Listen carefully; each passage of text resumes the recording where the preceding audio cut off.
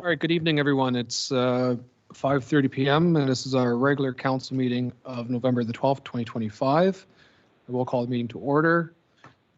First item of business is our land acknowledgement, and then we're going to close session. So our township land acknowledgement is the township of Adjala-Tosorontio is situated on the lands within Treaty 18, being traditional territory of the Anishinaabe peoples, including the Ojibwe, the Odawa, and the Potawatomi nations, collectively known as the Three Fires Confederacy. This land is home to many diverse First Nations, Inuit, and Métis peoples.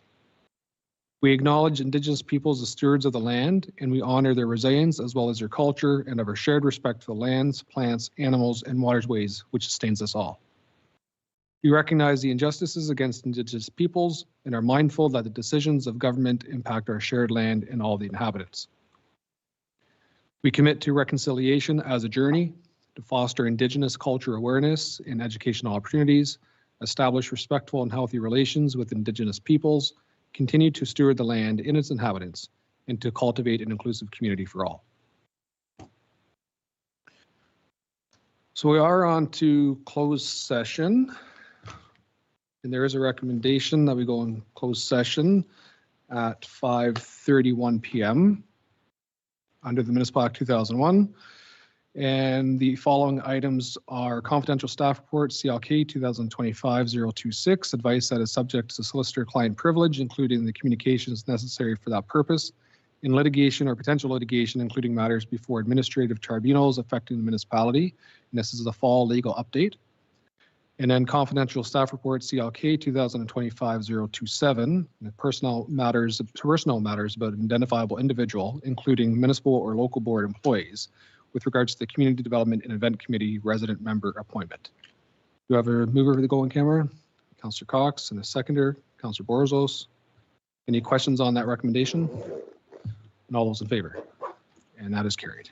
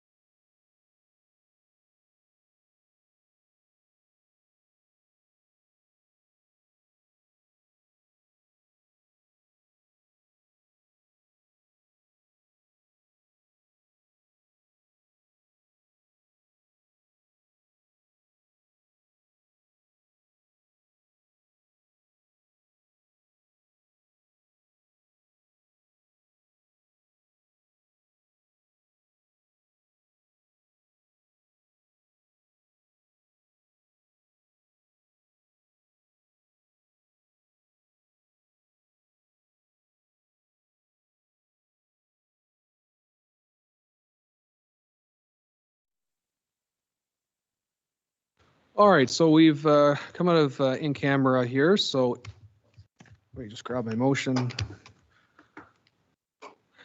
So the recommendation is that council of the Township of Adjala-Tosorontio reconvene in open session at 5:50 p.m.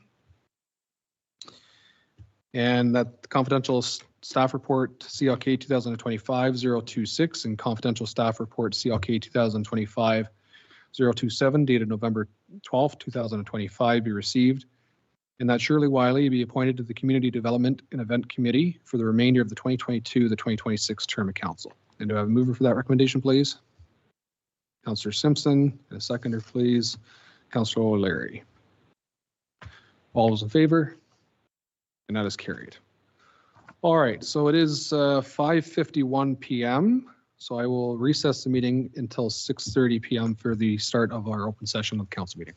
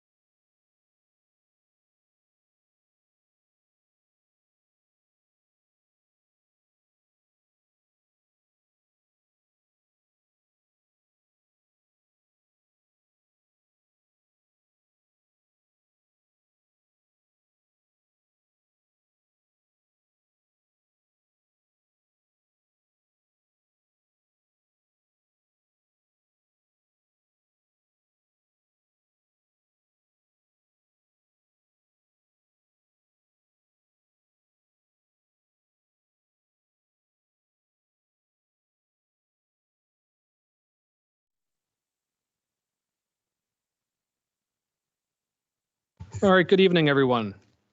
This is our November 12th, 2025 regular council meeting, and I will reconvene the meeting at 6:30 p.m. for the open session.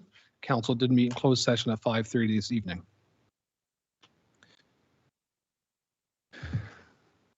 Next on the agenda are additions. Council, I do have two additions for tonight's agenda, if you'd indulge me for a moment, and then if I can get a mover and seconder. We've had a request from the Stevenson Memorial Hospital Foundation for sponsorship of their energy event on November 20th, which is time sensitive, of course, since it's next week. And we also received a request from the OPP, Novosaga Detachment, with regards to use of the public room for training activities on two events. So I'd like to add both those topics to the agenda for under new business. Okay, moved by Deputy Mayor Locke, seconded by Councillor Cox. Any questions on those additions? And all those in favor? That is carried. Any other additions from council? Okay. So we're on to item 5, which is the adoption of the agenda, so that the agenda for the regular council meeting held on Wednesday, November 12th, 2025 be adopted as amended. All those in favor? Sorry, I need a mover first. Sorry. Deputy Mayor Locke. Seconder, Councillor O'Leary. And all those in favor? And that is carried. Item 6, disclosure of pecuniary interests. Are there any disclosures this evening? Seeing none at the time, if you do find yourself in that spot at a later time, please declare then. And we're on to item 7, which is the adoption of the minutes. That the minutes of the regular council meeting held on Wednesday, October 8th, 2025 be adopted as presented, and that the minutes of the special council meeting held on Wednesday, October 15th, 2025 be adopted as presented. Mover and seconder, please. Councillor Cox, seconder, please. Councillor O'Leary, any questions with regards to the minutes? Councillor Metals? Yeah, with the minutes of the regular meeting, the consent agenda was not done on those. So I'm just curious on how we can be putting the minutes forward without having the consent agenda done for those. I believe you're speaking about the confirmation bylaw? Or sorry, yes. You're right. The confirmation bylaw, sorry. So the meeting did occur, so that's why the minutes would have to be approved, regardless of the confirmation bylaw. We held just to confirm, so we held a regular council meeting here on October the 8th, which was... We didn't confirm the meeting. Correct, but that meeting under the municipal act did take place, and minutes were taken from that meeting. So that's why it's on the agenda for this. Councillor Simpson? Sorry, through the chair, could you please explain that, how that works? So under the municipal act, any meeting held by council is a quorum of council members. So we had 7 members here, I believe. And those minutes were taken by the clerk, and those minutes are now here for our approval. So you're saying the confirmation bylaw is no longer required? No, I'm saying the meeting happened and the minutes were taken, is what I'm saying. So are we revisiting the confirmation bylaw? We are not. We're adopting the minutes from the meeting, is what this subject is at the moment. Okay. Okay. All right. So I've got moved by Councillor Cox, seconded by Councillor O'Leary. Any further questions? And all those in favor? Sorry, one more time. And that's carried.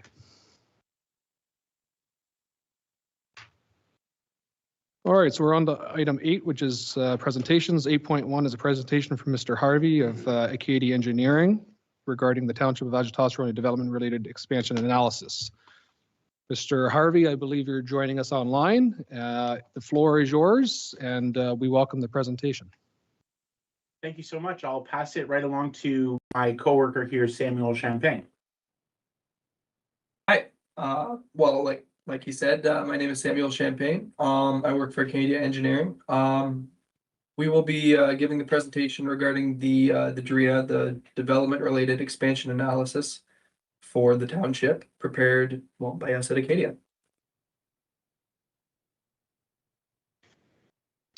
All right, and start when you like.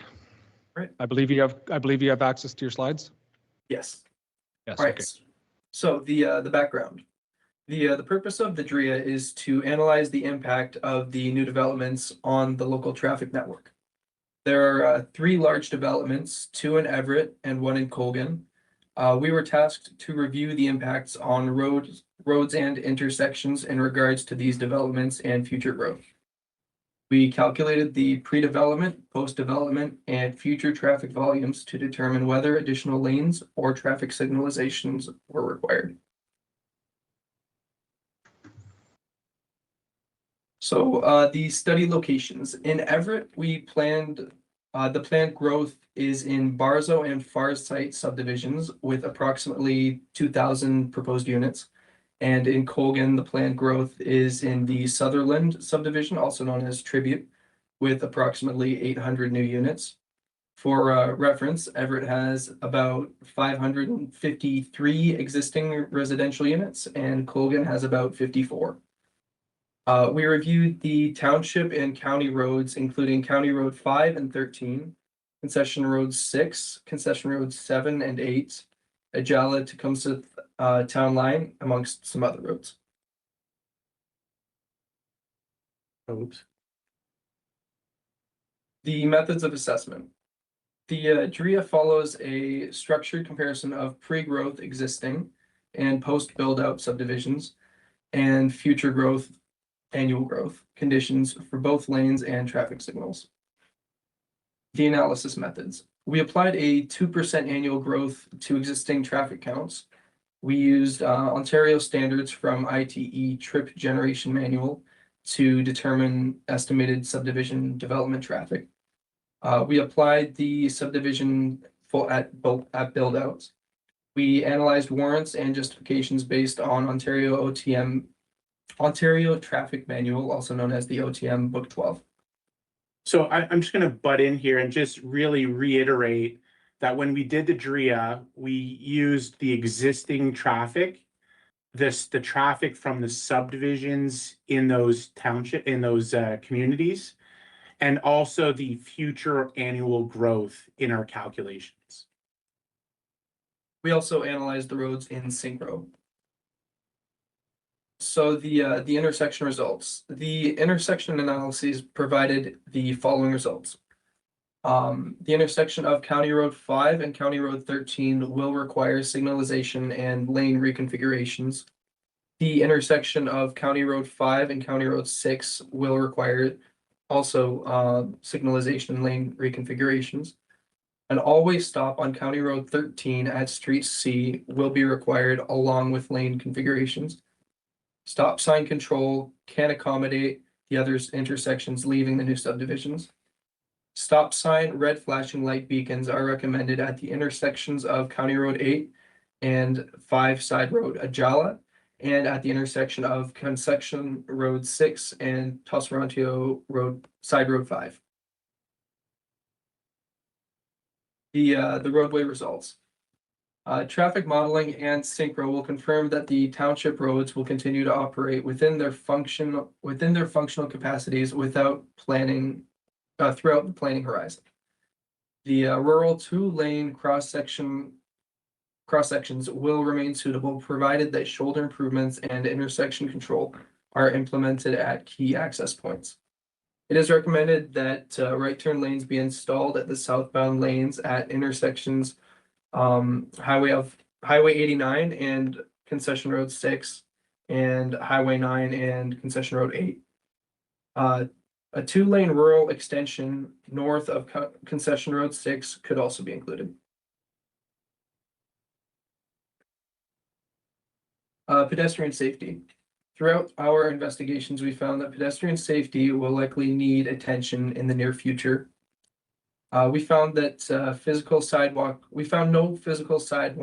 warrants, but the township should plan for paved shoulders on higher volume collectors such as Concession Roads 6, 7, and 8 to support cyclists, pedestrians, and roadside safety. And that concludes our DRIA presentation. Any questions on this, or should we move to the road needs study? Well, thank you very much for the presentation. I would imagine there will be a couple questions with regards to this presentation and documentation as well. So I'll open the floor to council first, and I do have a few questions myself. Councillor Meadows. Yes, thank you for the presentation. I notice here you have in Everett, you have 2,058 proposed units, and Colgan 814 new units. Where did those figures come from? Because I thought it was supposed to be 1,966 units for the Farsight and Barzo developments. I believe it was that at first, but we got a revised plan from James, I think it was, and that's where we got those figures from. So it was from a more recent study, but it was from those traffic impact analyses. Now, what are these? Okay, you're basing it on units. Oh, sorry, through the chair, supplemental. Thank you. With regards to these units, like how many cars are you basing it on per unit? Let's see here. I don't think it's in this. It's not in the DRIA. Oh, okay. We got those figures from the book 12, I believe it was, where they specifically specify like you get this many vehicles traveling per unit type daily, and that's how we figure it out. Well, I just find it a little low, your calculations, when you can't tell me how many units you're basing it on, because we're seeing our roads now are pretty busy.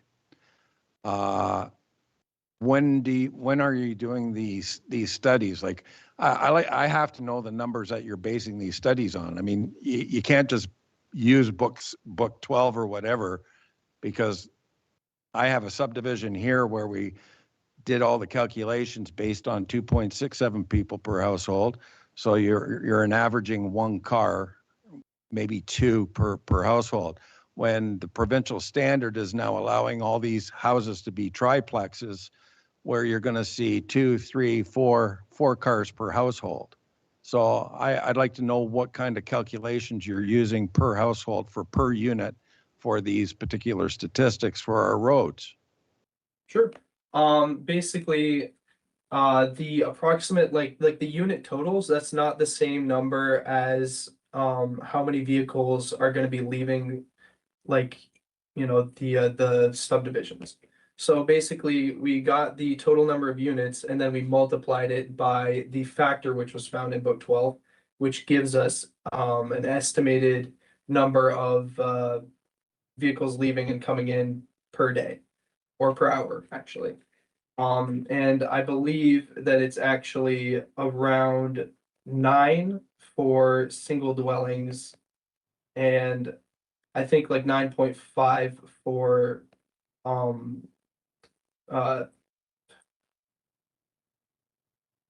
townhouses.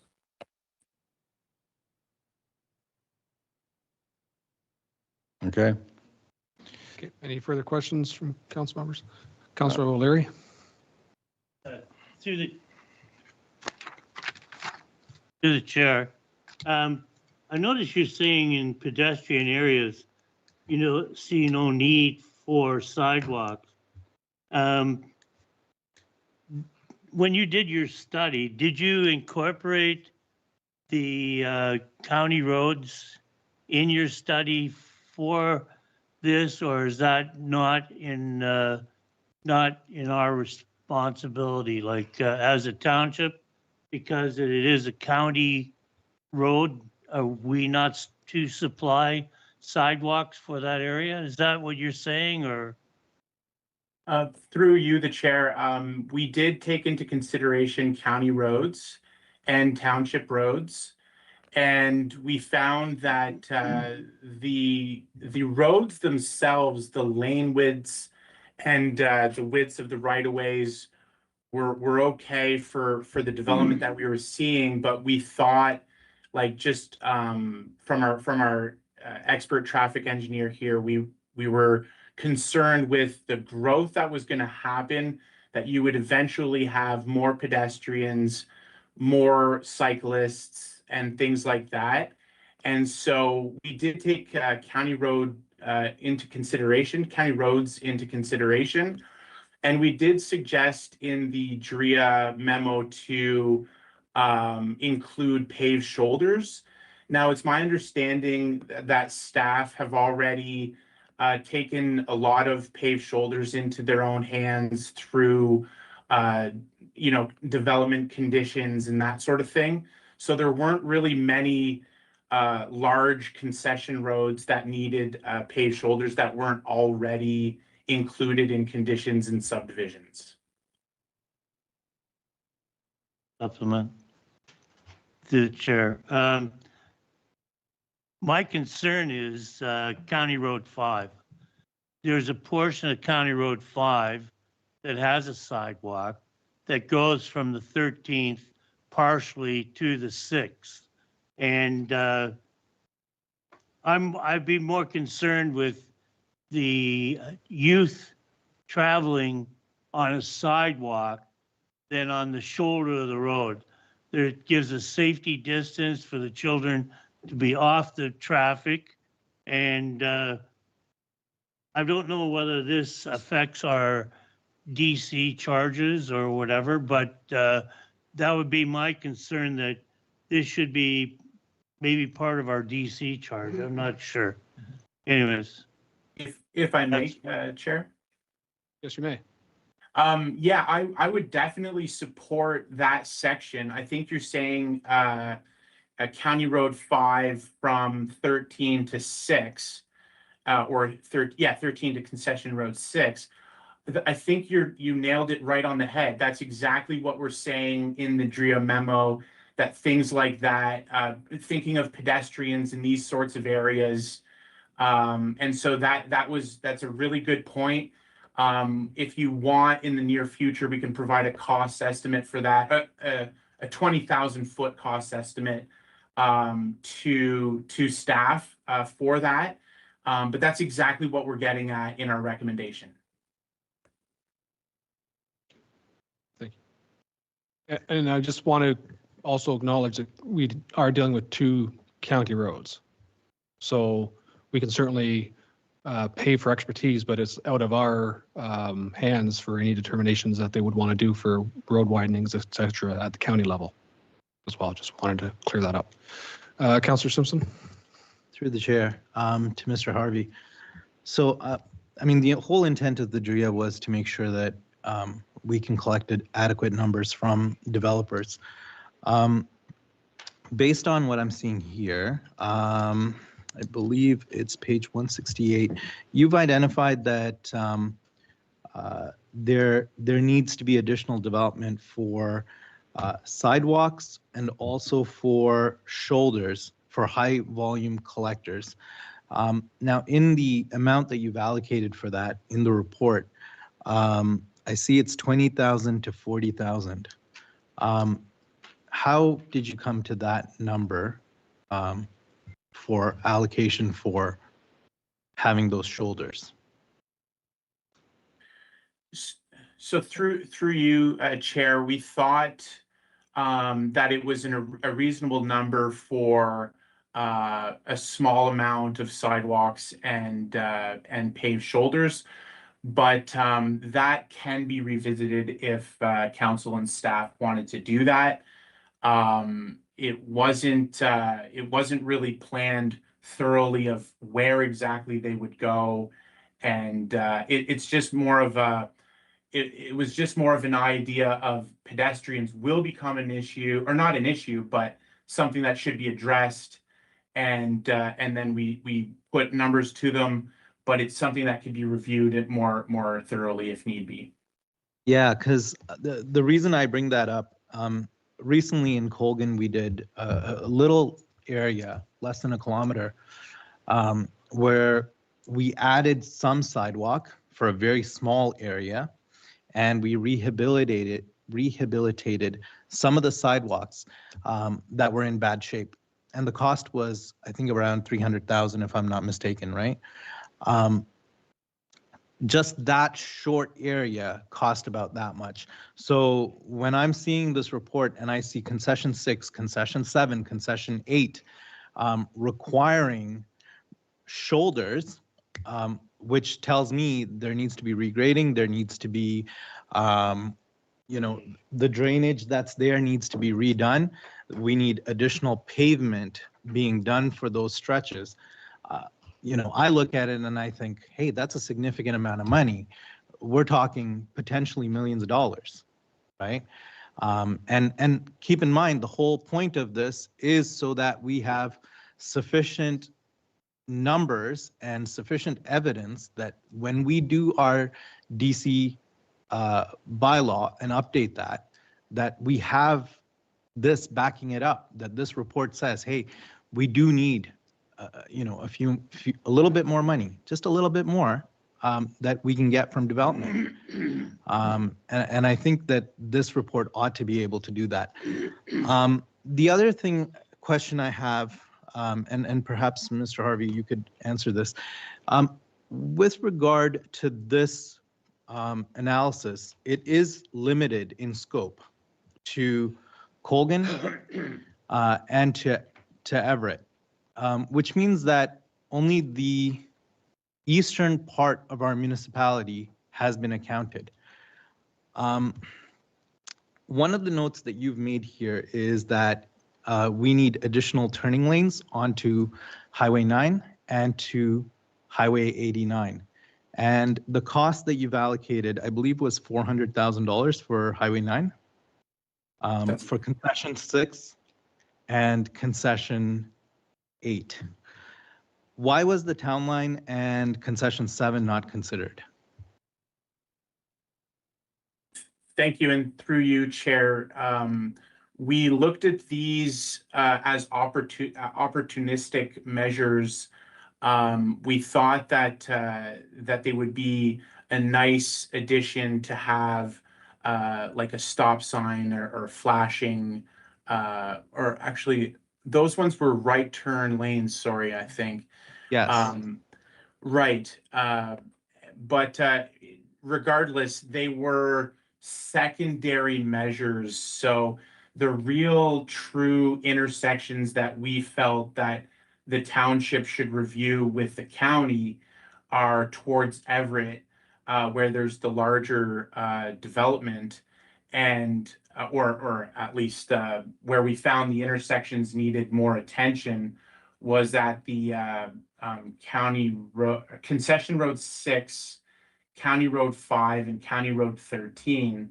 Those were our number one priorities, whereas the one that you're bringing up now at Highway 89 and concession 6 and Highway 9 and concession 8, they were secondary, and just adding like a right turn lane in the southbound direction, and we wanted to keep the secondary instructions brief, and thought that that would be a justifiable amount.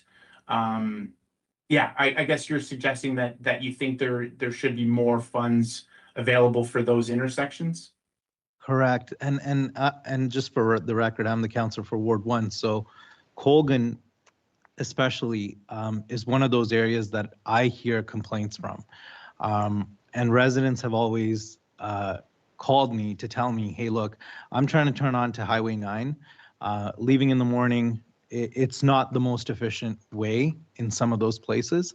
And so when residents reach out to me, I want to have some sort of planning justification that says that in the future, we're going to look at dedicated turning lanes onto Highway 9 from all of the concession roads leading into Highway 9, just to make it safer and to facilitate traffic in a more efficient manner.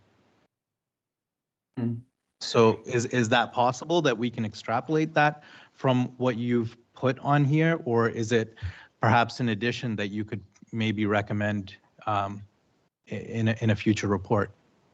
Yeah, so that's through you, Chair. Thank you. So yeah, that's definitely something we can look at further. We've really kind of extended the budget on the project.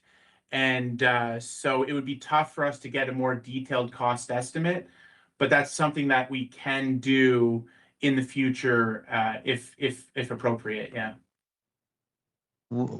Sorry, could you reiterate what that means? Like, does that mean that we would have to commission a new study, or is that just as an addendum to this that you could send a report saying that, hey, look, we want to make sure that those additions can also be done for, you know, yay number of roads, for example? Yeah, so the 400,000 specifically was for 2 intersections to have 2 right turn lanes. So to widen and add a right turn lane for 200,000, we thought was a reasonable amount. But it could be looked at if staff directs us, for sure. Okay, thank you, Mr. Harvey. One other thing I wanted to ask was, the DRIA is focused on certain areas, and as I mentioned, just the eastern portion of the township. It didn't include other parts of the township, like Hockley or Loretto. I think the boundary of Loretto is included, right? But can we take the recommendations in this report and also note that, you know, perhaps for roads that lead to those other settlement areas, that there could be such improvements made? I think you could make that leap, that if there was development in, say, Loretto, similar sized, and or if people were going back and forth, that a certain allowance could be made.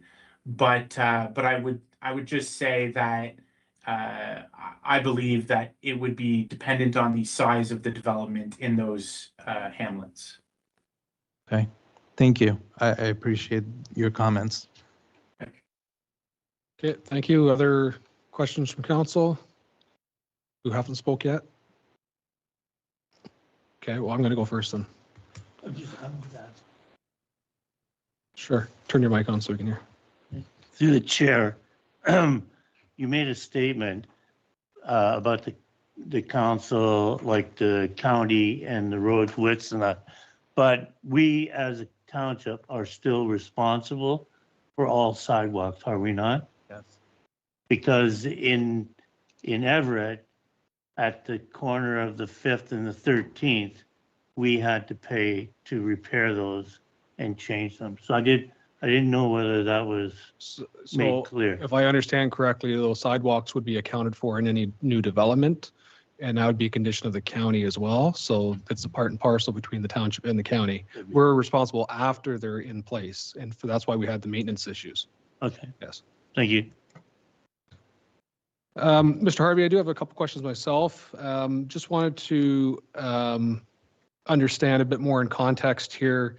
The addition of a 2% to the roads applied for the study, is that a standard number that Acadia uses for this purpose? I'm just thinking based on our traffic counts in the previous, whether or not those numbers are standard across the board as a 2%.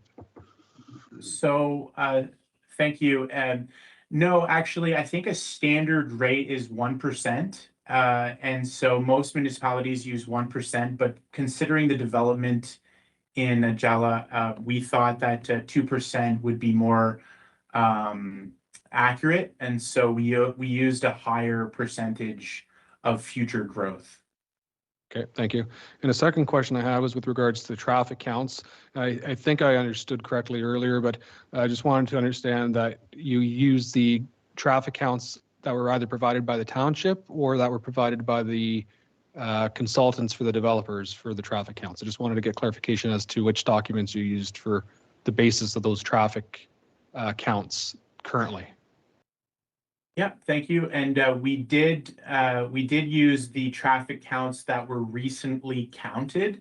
And if they were if there were sections that were not counted, which weren't many, there was quite a substantial amount of traffic counts completed that were used in our study. But ancillary counts were used from background data that were increased appropriately. And so, yeah, it was the most recent traffic counts that were included in our report. Okay, thank you. And my third question is, it's becoming more and more popular across Ontario is the installation of roundabouts. Was a roundabout contemplated at all on Concession Road 6 and County Road 5? And the reason I'm suggesting that could be considered is it is coming into a hamlet off a decline off County Road 5. And there is major development there, of course, and as with the number of vehicles, you did recommend that there be traffic signalization. Was there thought on a roundabout in that area, or even just a suggestion that be considered by the county? Yes, thank you. Roundabouts were considered in all of our intersections that we reviewed, and we found that the traffic signals were better suited. There's a lot of reasons for that, but the main reasons are related to land acquisitions and or financial aspects. But all in all, I guess the numbers that we've found really narrowed us down into the signalization rather than roundabouts. And so that was analyzed. Okay, thank you. And I appreciate that. I think it's something we need to explore a bit further. I think with the number of vehicles and the community that we're trying to see within the Everett community, particularly with traffic and the number of speeding concerns that we have here at this council table, I think it's something that we might need to consider and ask the county to potentially review that to see if that would be something they would be interested in. All right, thank you. And I'll go back to any other questions from council before we go into the next presentation. So Councillor Cox. Yeah, through the chair, mainly to John Wilmots. As you can see through the report here, there is a lot of potholes all throughout our roads. So I think maybe some hot patch work rather than cold patch might be beneficial in the future, because going through this, it says a lot. First presentation or second? I could be jumping the gun here, but they're kind of mingled together. Let's just get the point here. We should be fixing a lot of these. Hopefully use this to cross-reference with the staff and make sure these potholes get fixed, because I know of a lot of them and they say now, but that's all I'm saying. And Public Works is well aware. Any other questions? Yes, certainly, Deputy Mayor. Thank you, through the chair. Just for through Noob Simpson's or Councillor Simpson's comments about more fulsome report. I believe, just for clarification, this report is based on where the growth is happening predominantly. Is that correct? Yes, thank you. Yes, it is. I was just, I didn't want to. I understand where you're coming from. We want a more fulsome report on every road, but if this report is strictly revolves around just where the growth areas are happening right now or to be happening in the future. Yes, the development related areas. Right. Yes. So it wouldn't, ideally, I understand there's maybe issues in Loretto for turning and stuff like that, but that wouldn't be involved in this because it's not a growth area at this point. I'd like to respond. I'm just asking them. I wasn't asking you. Sure. You were referencing. But no, I know. I was just looking. So, Mr. Harvey, I clarification. think you indicated earlier that you could probably take some of the numbers and include that in future areas for development if need be. For example, a turn lane or something like that, you could project a cost estimate, I believe is what you said.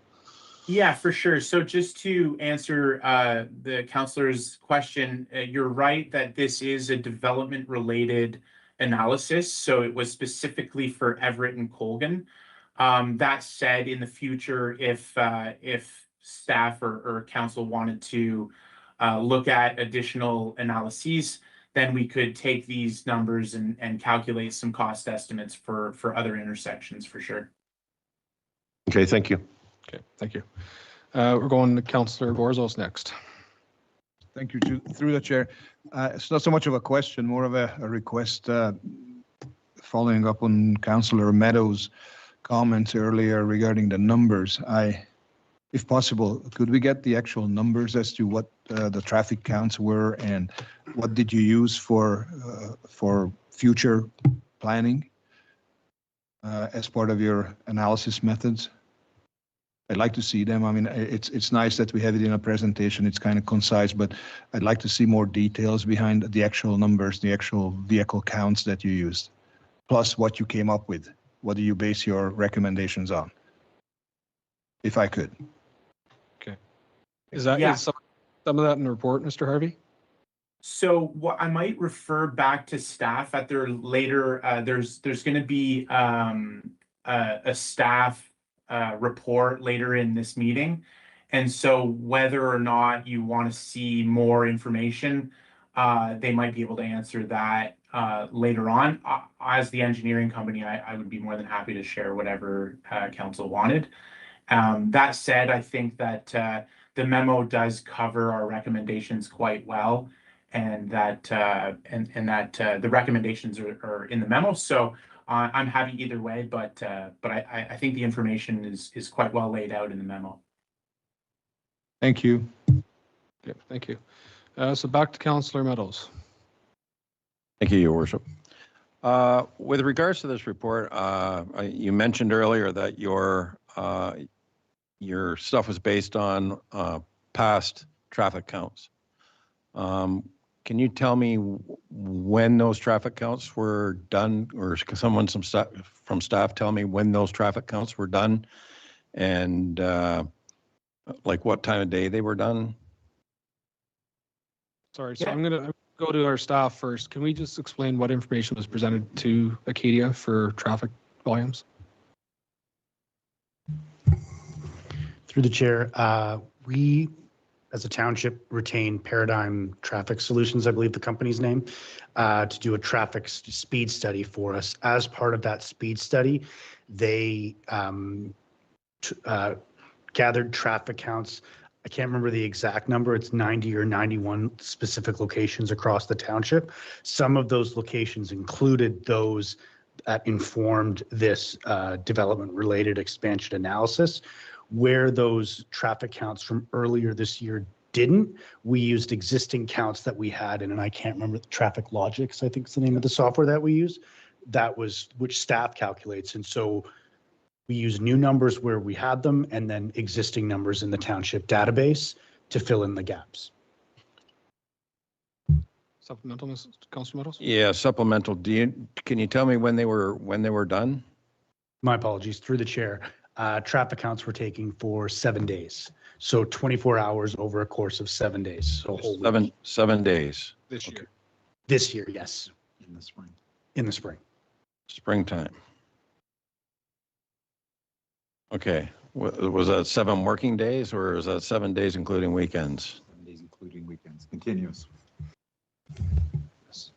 I personally, like, as a resident, supplemental, sorry.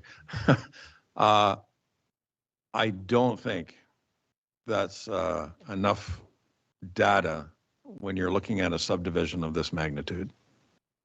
I'm kind of concerned with the amount of traffic we're going to have in this township with this subdivision, these subdivisions going in. It's going to be substantial. I mean, you think it's bad getting out of town now? Just wait. Highway 9, I've seen in Newmarket just recently with the amount of expansion going on. I've never seen Highway 9 so busy. And it's at a stop sometimes. You can't even get onto our roads from Highway 9 anymore. So I think we need better access onto Highway 9. And I'm surprised, I'm actually really, really surprised none of these lane changes or changing lanes were discussed or even thought of to be implemented during the Colgan phase. Like, why? Like now we're looking at, we're going to have to spend over $400,000 plus on turning lanes.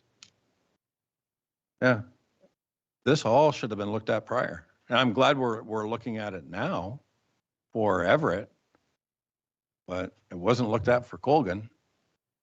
And now the people are suffering out there because of the fact that now they can't get onto the roads. So I'm just saying, it kind of shocks me, and I'm kind of shocked that the data is being as low as it is as well.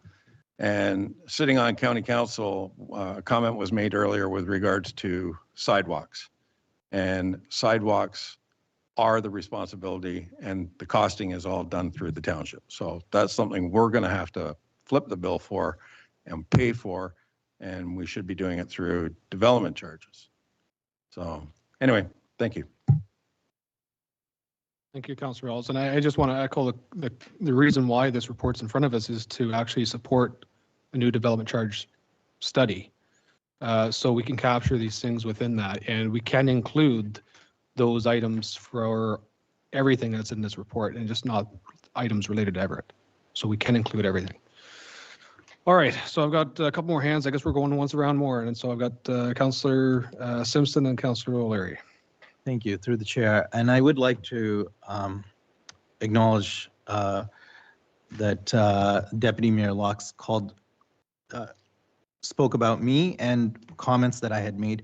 And I did, and Deputy Mayor is correct to note that I did mention other areas outside of the DRIA, but for his reference, and perhaps there's some confusion that the Deputy Mayor may have had, I'm specifically referencing, so in the report, we see that concession 8 and highway 9 has been added as one of 2 roads that require additional lanes, turning lanes.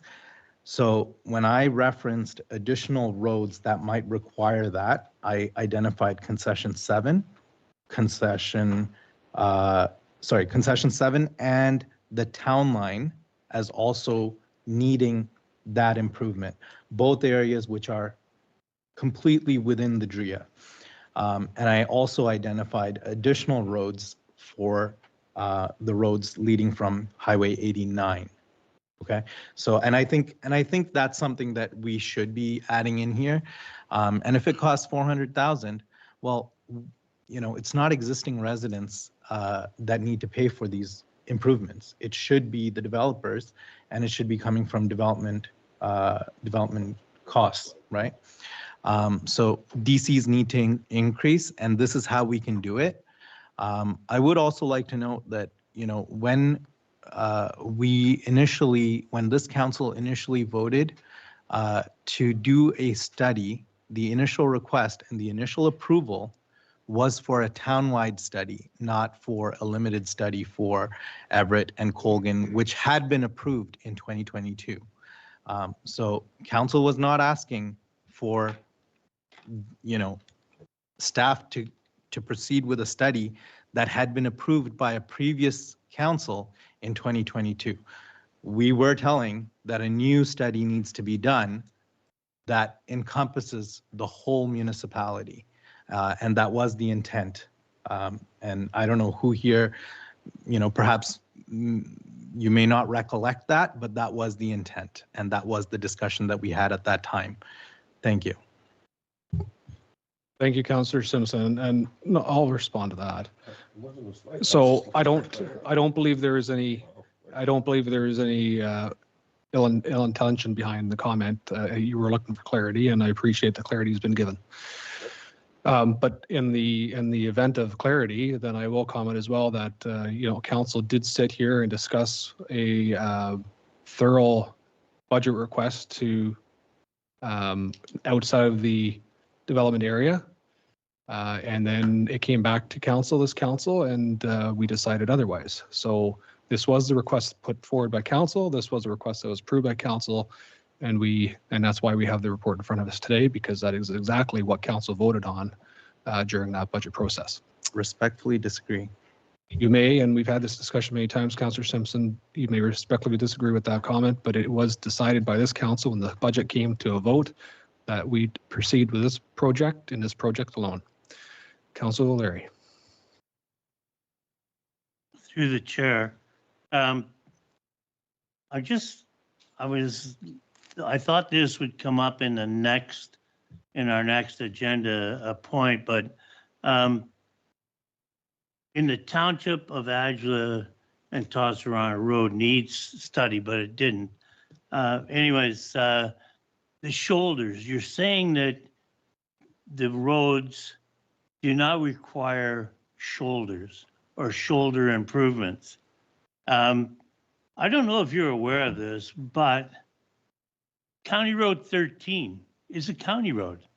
It's supposed to have adequate shoulders that you can pull your car off of a live lane. You can't. There isn't one spot from 89 Highway to County Road 5 that you can get your vehicle off of a live lane. And that's just county. Then you go to the Township Road, the sixth concession. The sixth concession, you're in a live lane, either north or south. There is no shoulder. And the seventh is also the same. So I don't understand how you can put in a report that there are no shoulder requirements for this development. You're going to add, in all probability, anywhere between 8,000 to 10,000 people to an area with roads that are like, we're in the country, cow paths. You know, one-way traffic. You've got to be able to get a vehicle off the road for safety's sake. And as far as I'm concerned, this report doesn't do any of that. There's no safety involved in this whatsoever. Anyway. Mr. Harvey, did you want to respond to that? I think our staff can handle that at a future session. I would like to, if that's appropriate, Your Worship. So a couple things. I think that in Everett, going up County Road 6, there was a condition made in the subdivision developments for paved shoulders and or even paving the whole road. And so there were some concessions made and that we were aware of, hence why they weren't included in the report. And yeah, I think that the other thing was that it was mostly for pedestrians that we were suggesting the paved shoulders. Yeah, I'll just finish there, I guess. But yeah. Okay, thank you. All right, any further comments? Anyone that wants to go a second time? All right, seeing none. All right, so I just do have some order of business here before we get into the next presentation, Mr. Harvey. So there is a recommendation that the presentation from Steve Harvey, President, Acadia Engineering, regarding Township of Adjala-Tosorontio development-related expansion analysis be received. And do I have a mover for that recommendation, please? Moved by Councillor Cox, and a seconder, please. Councillor O'Leary. And all those in favor? And that is carried. All right, so Mr. Harvey, we can continue on with the second presentation with regards to the 2025 roads and needs study. Oh, sorry, I'll just share my screen here.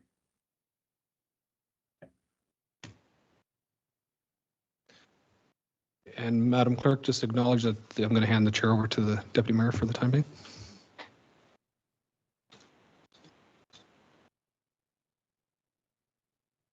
You're good. Okay. All right, this presentation is in regards to the road needs study for the township. The background. The road needs study provides a comprehensive assessment of road conditions, aiding in short and long-term maintenance and construction strategies. We physically inspected all township roads and prioritized the road sections needs using MTO guidelines and ratings. The road network. The township oversees a combined network of approximately 240 kilometers of hard surface and 67 kilometers of gravel roadways in both rural and urban areas. As shown in figures to the side here, the roads are classified into rural and semi-urban and urban, as well as classified using updated AADT counts and surface types such as gravel, paved, and surface treated.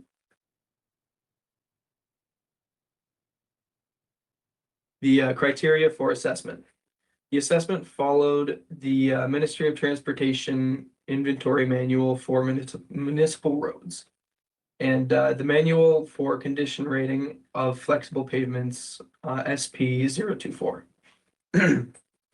A pavement condition index, PCI, number was generated using the data from the assessment. And roads were classified into different categories. Now, 1 to 5 years and 6 to 10 years, and adequate, using criteria such as drainage, calculated structural adequacy, and PCI. To the left there, you can see the different types of roads and what kind of damage we were looking for.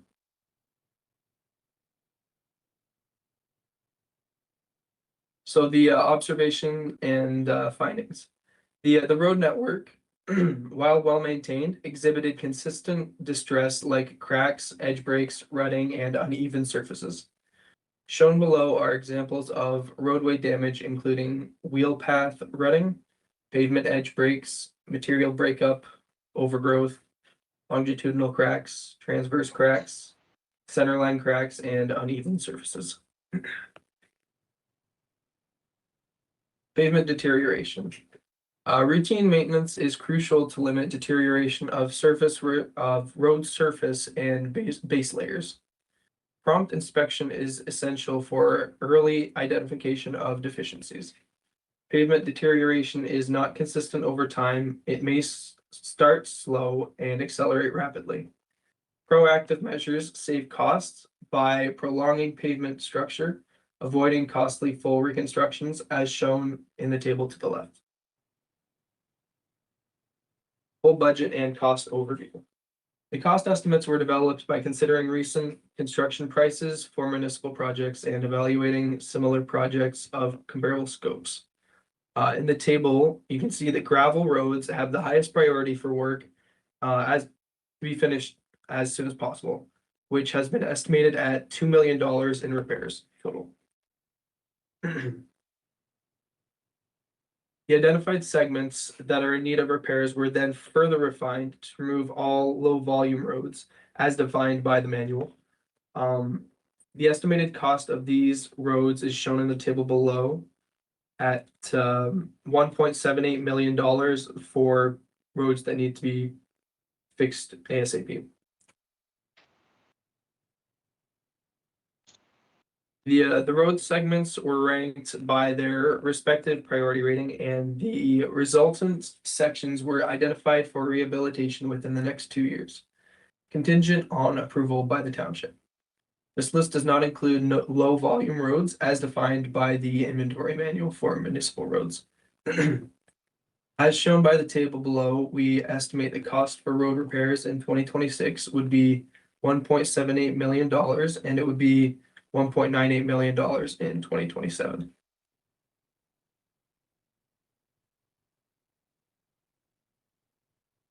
Our recommendations.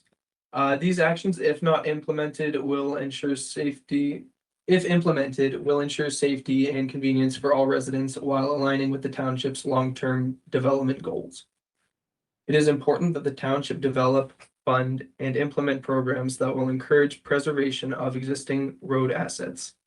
These roads would be separate from capital projects and could include resurfacing, crack sealing, and chip or slurry sealing. $50,000 should also be allocated annually for spot road repairs under the township's short-term maintenance plan. To enhance pavement durability and drainage efficiency, it is recommended that the township focuses on regrading the shoulders of both hard surface and gravel roads. That concludes our presentation on the road needs study. Okay, thank you very much. I will pass the chair back to Mayor. Thank you. All right, before I go to questions, I just wanted to take precedence here, and I appreciate the report from Acadia on this, and it's nice to see that we have some very good roads within our community. It's always a pleasant surprise. Well, I shouldn't say it's a pleasant surprise. I drive a lot of municipalities, and I've always said that we've had some of the best roads in the county. So I guess it confirms that we do have that. So that's great to see. I just wanted to also acknowledge that a lot of the recommendations that are within your report, we've already accounted for and are doing some of those as well. And some of the proposed recommendations actually have taken place this year for 2025 and are proposed in the 2026 budget as well. So there are some opportunities here to continue on building our roads up. And then, of course, this report will start helping formulate future budgets in 2027 and 2028.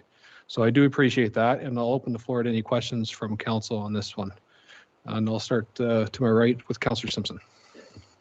Through the chair, I'm pleasantly surprised, and I'm sure many of my residents are as well, that we have really nice roads in our township. Because I hear the complaints from residents about the town line, Adjala-Tecumseh town line, where several residents have reached out to me and said that their cars have, broken their tires and they're, they have a lot of work that they have to do to their vehicles because of the bad state of roads in our township. So I don't know if that's been adequately captured here. Through to Mr. Harvey, was Adjala-Tecumseh from Highway 9 up to County Road 14? What was the state of those roads in your report? Yeah, through you, Chair. I do have that in front of me, and that specific road, there's 2 sections for that. They were put into the 6 to 10 year road. So they were considered adequate for now and for the foreseeable 5 years. So they're in the 6 to 10 year bracket. If I look here and find it again, I found it. Yeah, so they have a rating of 27 and 26. So yeah, I think that they actually have a side note on those specific roads for spot repairs. They have a comment on the side to fix potholes, and again on the other, like both sections, there's 2 sections there, and they both have comments to fix potholes, but again, they're within the 6 to 10 year mark. Okay, thank you. I also want to ask with regard to the current AADT measurements that you have. I note that on certain roadways, certain sections have significantly higher calculated road volumes as opposed to other sections of the same roadway. Would you be able to provide some sort of reasoning as to why? Because I suspect our staff are just going to say there's no transportation or there isn't as much as what's calculated. Would you be able to provide some clarity with regard to that? So through you, Mr. Chair, I think that the AADT, the way it was done this year, that we calculated quite a significant amount, or not calculated, but counted quite a significant amount of township roads. And I think, like in my experience, it was one of the most extensive AADT counts. Like it was quite substantial. And from that, we interpolated, the missing data if we had any. What else? Yeah, so I think that the AADT was quite significant undertaking, and I think that the that's the other thing I was going to say, is that they were actually also increased. If they weren't calculated this year, they were increased to account for growth, and so the AADT numbers should be quite nice in the report, but why they would be different from one section to another is just turning movements, and but really we were relying on the counts that were done this year. So do you mean to say that you were relying on previous studies or previous counts that were done in the municipality? Other than the counts that were done this year, which was quite substantial, yes, we were relying on previous previous data that were increased for growth. Okay. And sorry, I guess I'll specifically identify Tech Town Line. I believe the number is 1999, all the way from Highway 9 up to County Road 14, or no, County Road 1. So would you say that that's an accurate representation of the daily traffic on that roadway?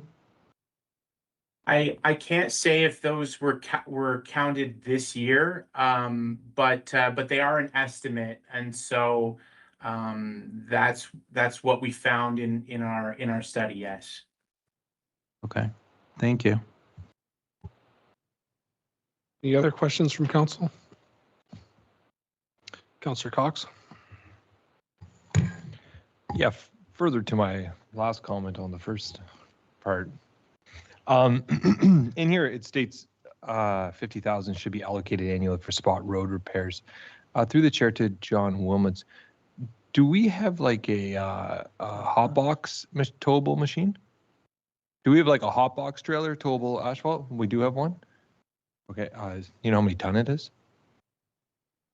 2 ton? Okay, excellent. I just wasn't sure if that should be, you know, is that an accurate amount for amount of asphalt we'd be using, or if we need to buy another hotbox machine? Because I do know that a lot of our roads are, you know, they're getting better, but they're in dire need of repair. I think this township actually, my personal opinion, we should have been doing a lot more of this road maintenance about 20 years ago than where we are today. Like the third concession taking this long just to pave it up in Lyle, like that's needed paved for most of my life. Like I'm born and raised here. I know all the roads. I think they're getting better now. I think this council's worked hard to make sure we're doing road improvements, but we're behind the 8 ball still. And this report definitely hits that home that we are behind the 8 ball in our funding and our actual implementation of this work. But other than that, do you think 58,000 is an accurate amount for? So can you want to highlight what's in the budget? Because I believe 50,000 is, the recommendation is for spot patches, Spot patches. not potholes. So we have a considerable budget for potholing, I believe, in municipality. Yeah, through your chair, for patching, we have, I think it's $100,000 for patching. And the pothole repair comes out of our normal maintenance budget. And like a snowstorm like we just had, the roads would just explode because of it. You get a little pothole, you get traffic, you get the extra water going into it. And again, after a rainstorm. So it weather related on how fast the potholes grow. Excellent, thank you. Okay. And just to confirm, we budgeted $190,000 in repair and pothole material for last year. Thank you for that. He's gonna be proud now. Yeah. He was waiting for me to use it. Mine's right here somewhere. There it is. Any other questions on this side? Okay. Councillor Meadows? Thank you. Yeah, I have to agree with Councillor Simpson. I was surprised not to see the town line on there. I mean, you can patch the potholes, but there's so many potholes that have been patched on that town line that it's starting to look like a patchwork quilt. That is one area that is well trafficked, probably one of the most trafficked areas coming out of our township. And I was surprised not to see it on this study. So another one was the 6th concession. I thought there would be, I thought I would have saw that down on the 26, 27 report here as well. So I'm just kind of concerned that some of these roads that we don't have down here on this study, and again, getting to the potholes and your thing with the hot box, we just spent, well, last term of council, we spent $40,000 for a new hot box. And I don't even know if we're using it. We do? Because I never see it in use. So, but I'm glad that we are using it. So thank you. Yeah, through the chair. We have, with the 2 yards, it's constantly being used, either one yard or the other. And if it's a bad day with lots of potholes, the guys do go out with just the 1 ton with extra cold patch in to try and get ahead of the potholes. Yeah, because I see a lot of cold patching being done, but But the hot box is always used first. okay. So yeah, we're doing a lot of road work, and since my term of council, I don't think I've ever seen as much work being done on our roads as what we have sitting on this council. So yeah, we are getting things done, but it's going to take time because it's been lax, like you said, for so long. I'm just kind of surprised that some of these roads are not on this report, because they are very important roads, and I'd like to see them. The other road that really concerns me is the 6th concession. I never saw it in either one of the reports. One road has to be completely done. I keep hearing the developer's going to be paying for it, but I'm yet to see it on any reports. So that's going to be about, I'm estimating probably close to $4 million to have that done, at least. So that's one that still has to go down on for DC charges, else we're going to be biting the bullet on that one too. These things all should be in the contracts, and they should all be above board and transparent with the people. So anyways, thank you.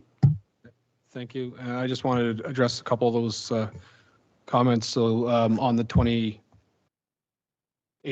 we can discuss the other particular items, but that road will not be DC eligible. It will be carried on by the developer for Concession Road 6 for the first portion of it. And then I just wanted to comment, the recommendations in the report, if you look at the condition of the roads, what they are now, the 2026 roads are all gravel. So that's gravel to pavement. So I understand that is the dilemma that we have here at council, whether or not we convert more gravel or we fix existing. And so from what I've heard from council today is there are existing asphalted roads that we would want to see fixed prior to converting additional gravel. So I appreciate the recommendations to eliminate gravel. I think that comes again down to us as sitting here discussing budgets in future years as to what we would prefer to do. So again, Acadia has provided good recommendations here for staff and for council to investigate into later years. And if I may, I had a conversation earlier with Mr. Womitz, and again, we could have a bad winter this year and have a major blowout on a road and have to switch out a project that we are anticipating doing in 2027 to fix a road that we didn't think we were going to do for another 5 to 10 years. So roads do change, they're fluid, and so we have to be mindful that unfortunately we do have some pretty bad winters and they do break up. So Mr. Harvey, any further comments from yourself on any other questions here? Thank you, Chair. I just want to point out for the road needs study, I think that maintenance goes a long way, and that if you maintain your roads properly, they'll last a lot longer. And then lastly, I just want to thank council and staff for the opportunity for both these projects and to have our expertise provided to you guys. It really was a blessing on our end, and I really do care about the township. And I hope that things continue as they are and going well, and if not, then that the work continues to happen. So thank you very much. Okay, well, thank you. And Councilor O'Leary, did you have a question, or were you just waving? You were just okay. All right. So thank you, gentlemen, and have a good rest of the evening. Okay. Thank you. Thank you. All right, Council, so there's a recommendation that the presentation from Steve Harvey, President of Acadia Engineering, regarding Township of Adjala-Tosorontio 2025 roads needs study be received. And do I have a mover for that? Councilor Cox. Seconder, please. Deputy Mayor Laux. All those in favor? That is carried. All right, so we're on to item 9, which is deputations, and we have one deputation this evening from Mr. Gill regarding a petition to the council for water and wastewater rates. So Mr. Gill, if you'd like to come forward and just make sure that green light's on there for you, and you're welcome, and Been a you may while. proceed. Good evening, Your Worship, the Mayor, councils, and member of the township. My name is Bagman Gale. I live at 10 Leaf Crescent. I'm here to present a petition that has been signed by over 300 members of your township. The residents of the township of Adjala-Tosorontio are unduly impacted by the excessive water and wastewater rates that create undue hardship for individuals and families in the community and weaken the municipality's financial standing. The user fees for water and wastewater system in the township of Adjala-Tosorontio are insufficient to meet the operational costs of the system, let alone the cost of improvement or repairs, which results in significant sums of general taxation and grants to be utilized in maintaining the system. Therefore, we're requesting the township of Adjala-Tosorontio, the county of Simcoe, and the province of Ontario to work to resolve the issue through the creation of a joint water and wastewater municipality service cooperation for the county of Simcoe, thereby reducing the water and wastewater rates for the residents. So I presented the petition to the clerk. You guys all seen it. So again, it's over 300 signatures that I collected door by door. It was cold. So, yeah. All right, well, thank you. Any And questions? I know it's, we all know what it's like walking around Oh, yeah. subdivision, knocking on doors. So it's certainly time consuming, and I appreciate the effort that you've done here to present this to us. I will open for any clarification questions from council to yourself, but I just wanted to highlight one item is in the fact that this request for a municipal service corporation has been talked about for a number of years, probably 10 to 15 years now at a county level. There has been multiple reports commissioned on how that could happen. And to this date, there has not been a suitable way forward in that. So I believe the last I heard, there was 117 municipal wells in this county of Simcoe, operated, of course, by 16 municipalities. So those wells would still remain tomorrow. So your operational costs, in theory, would not go down because you're still operating 117 municipal well sources. Where you would see a decrease in costs would be merging water systems and or utilizing water capacity to the fullest on all 117 wells to service existing areas or future areas. So it's, like I said, it's very technical, and if you have time, the reports are all on the County of Simcoe website in past meetings. And I know Councillor Meadows, you were there at the time. They had that discussion as well, and it's a very complex situation. And like I said, if you don't eliminate wells, you're still paying to operate each and every single one of them. So I just wanted to provide some context that this has been going on for 15, 20 years, and we can certainly take this back to the county and acknowledge that there's a desire to see some more study as to how this could proceed in the future. So I'll go with that to open up comments from members of council. So again, just particular to the deputation, please. And I have Councillor Meadows and then Simpson.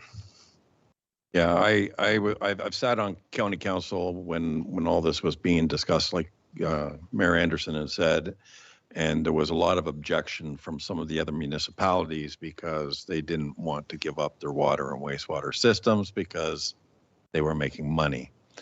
Then you have municipalities like ours who would love to give it to them. Yep.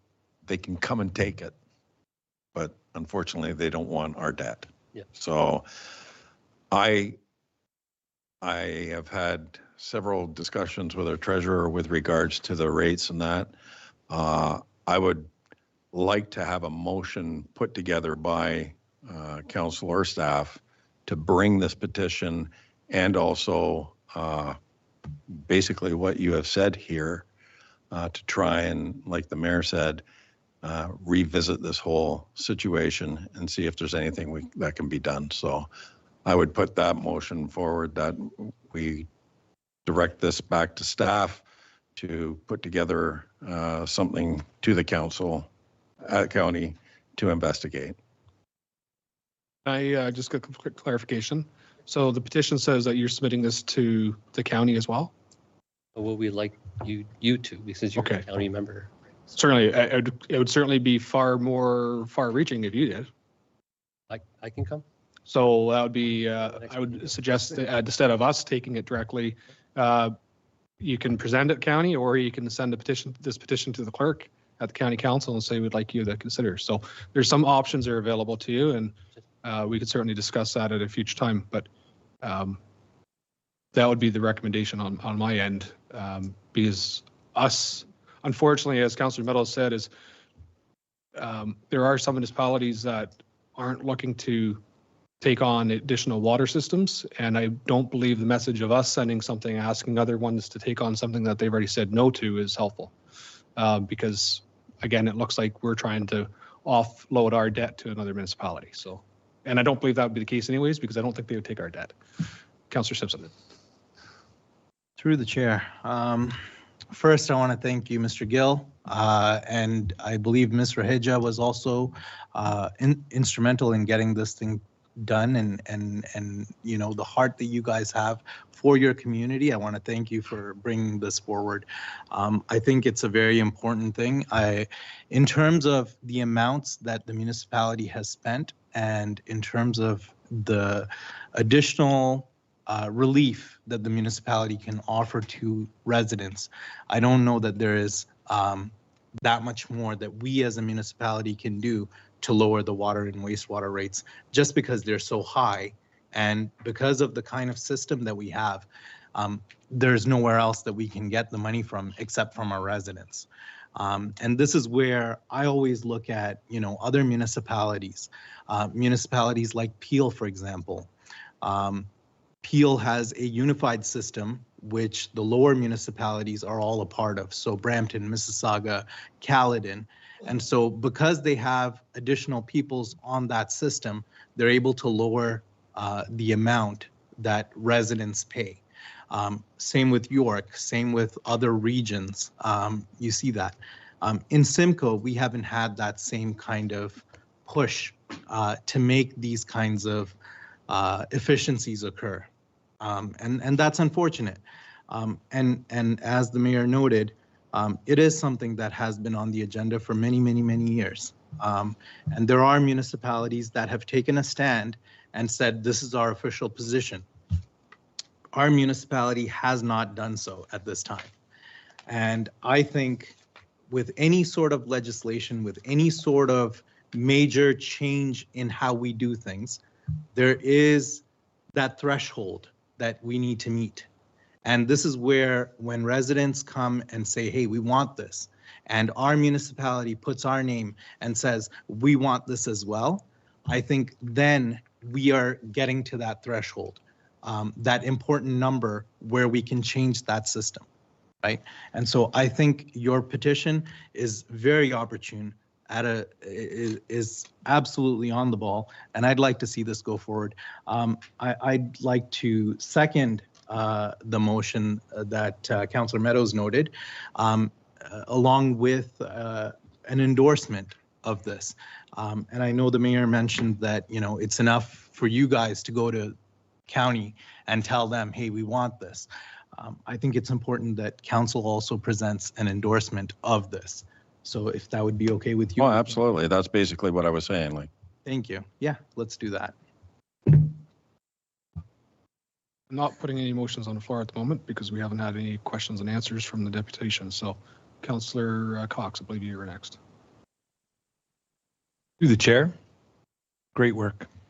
I believe in you, all right? Don't stop here, you keep going. Because we're not alone here in this municipality with these high rates. Look, you bring everybody here. You bring more people than any other township meeting we have. I commend you for that. And all your work. I would suggest potentially like an online petition, save you maybe stay in the heat and you don't have to go door to door, because there's more areas in the township that are on water that would sign up for it, right? We have our water and wastewater is a mess. It's been a mess for a long time. And if I had a solution, I'd propose it, but I don't know what solution to propose at this present moment in time. I'm on water as well. So I understand, but I think that the province as a whole has to look at this, because there's a lot of municipalities out there with high water rates because there's not enough people to support the operations.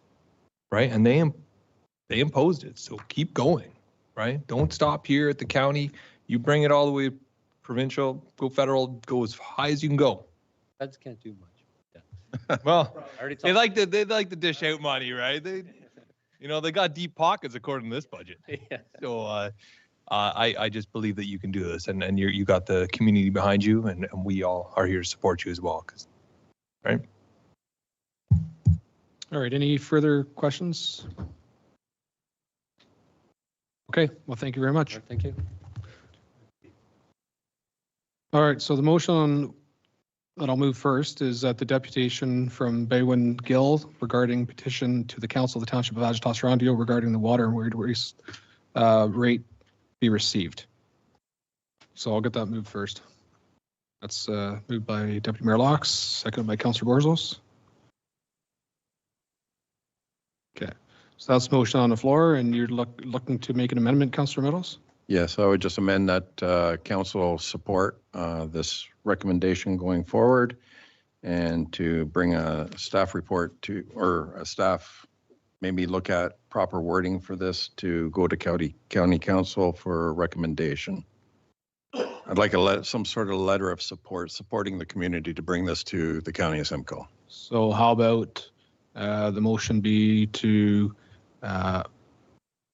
receive the petition, to support the petition, and to have staffs draft a letter to the county of Simcoe bearing my signature in support of the in support of the petition. Yeah, How's that? I would like to It will get on the county agenda that way. Yeah, I'd like to see our names on report going to county council, knowing that all on council support this. Sure. So it'll be a council resolution letter. Sound okay? You're okay with that? Okay. Thank you. All right. So that'll be the addition then to the motion. We say a letter of endorsement. Sure.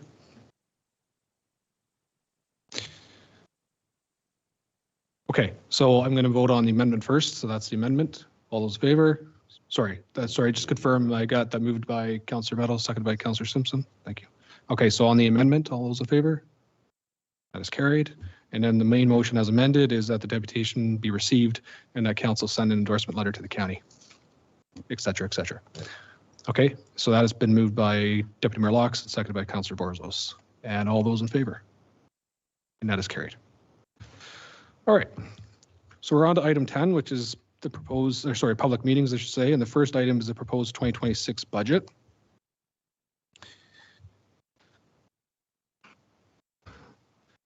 So this is a public meeting. So I now declare this portion of the council meeting to be a public meeting at 7:52 p.m. And the first item will be a presentation from our treasurer, Brent Anderchuk. If we want to get that up on the screen for a slide deck, and then when that's up, Brent, you can continue. Thank you, Mr. Mayor.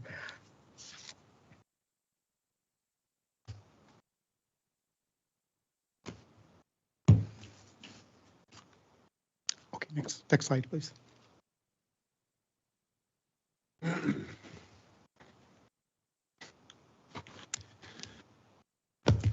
So this is our first budget that is being prepared under the Municipal Act Part 6.1, using the strong mayor's powers. Under this framework, the mayor is legislatively required to prepare and propose the annual budget on or before February 1st of each year. This proposed budget then triggers a statutory process that provides council with the defined opportunities to review, amend, and debate the budget before it is deemed adopted. Next slide, please. Our proposed budget has a combined estimate residential tax increase of 2.65%. This includes municipal, county, and educational rates in this estimate. So this results in an estimated tax increase for a $500,000 assessed property of $9.54 monthly increase, or about $114 annually. We have estimated a 4% increase for the budget for budget purposes for the county, as their rates were not available for 2026 when the budget was prepared. School rates are also not available, but are based on previous years, and are anticipated no increase for budget purposes. Direction provided by the mayor was for a maximum increase of 2.75%. Next slide, please. I'd like to touch upon the reserves. We continue building for the future by investing in reserves that are used for replacement of our aging infrastructure, as well as replacement of our fleet and equipment. Reserves are an important tool for municipalities to ensure long-term stability, provide stable funding source for capital investments, as well as reduce the need for long-term borrowing. Investment in the reserves creates stability by supporting steady and predictable tax rates over time. For 2026, our capital reserve contributions are approximately $1.6 million. Next slide, please. So in this chart, we're trying to show the capital funding from 2001 to 2006. And I'd like to emphasize in 2021 and 2022, our contributions to capital reserves was virtually zero. And over the last few years, we have been steadily increasing our contributions to capital reserves, which now for 2026 are approximately 1.6 million contribution to capital reserves. And so we've made some significant contributions to right the ship, I'd like to say.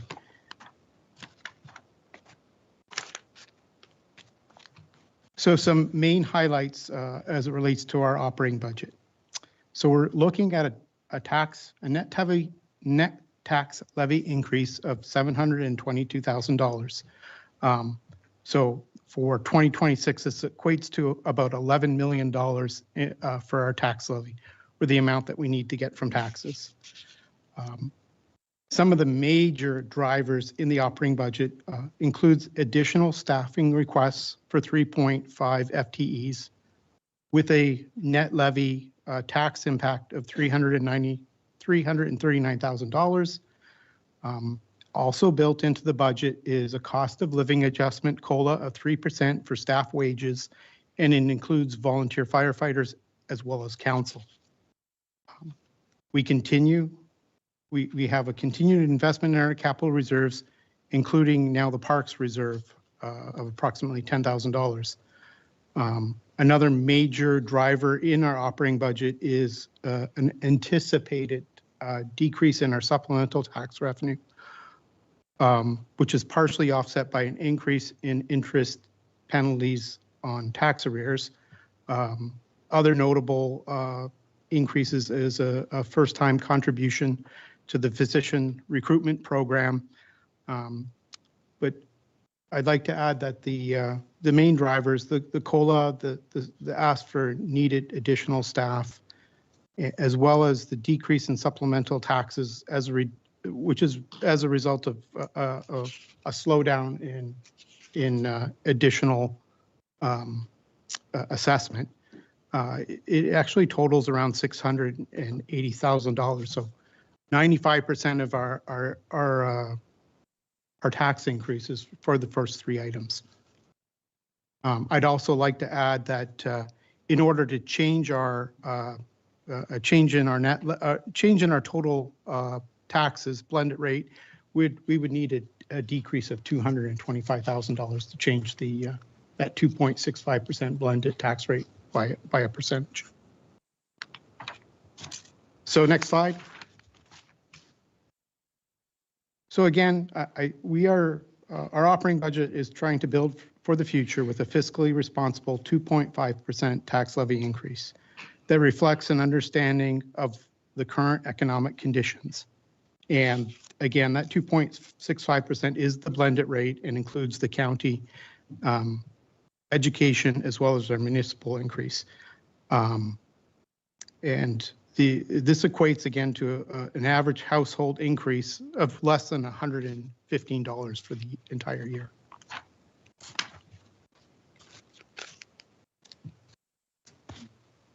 In highlighting some of the important infrastructure projects in our budget, we have capital investments in roads and bridges of over $2.2 million.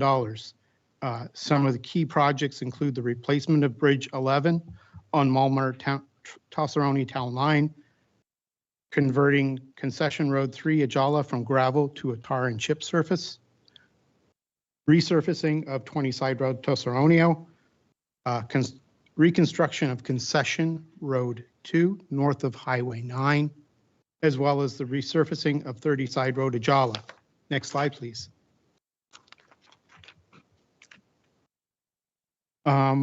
Other important capital projects in parks include an investment in our parks of over $295,000. Included in this are pickleball courts for Decker Street Park in Everett, Haley Park in Loretto, Glen Park playground equipment and structures, as well as various park structures at several other parks throughout the township. Next slide, please. Under fire, they are looking at capital investments of $244,000. Some of these important investments are in fire equipment, which includes vehicle stabilization kit, thermal imaging heat cameras, as well as lifting airbags. Also included in our operating budget is $219,000 investment for important investments in various equipment to maintain our drinking water systems.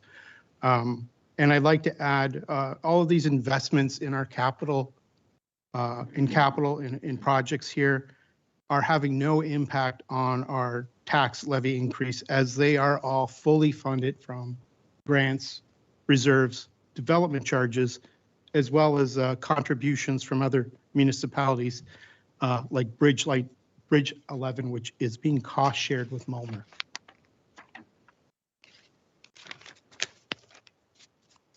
So next steps in our budget.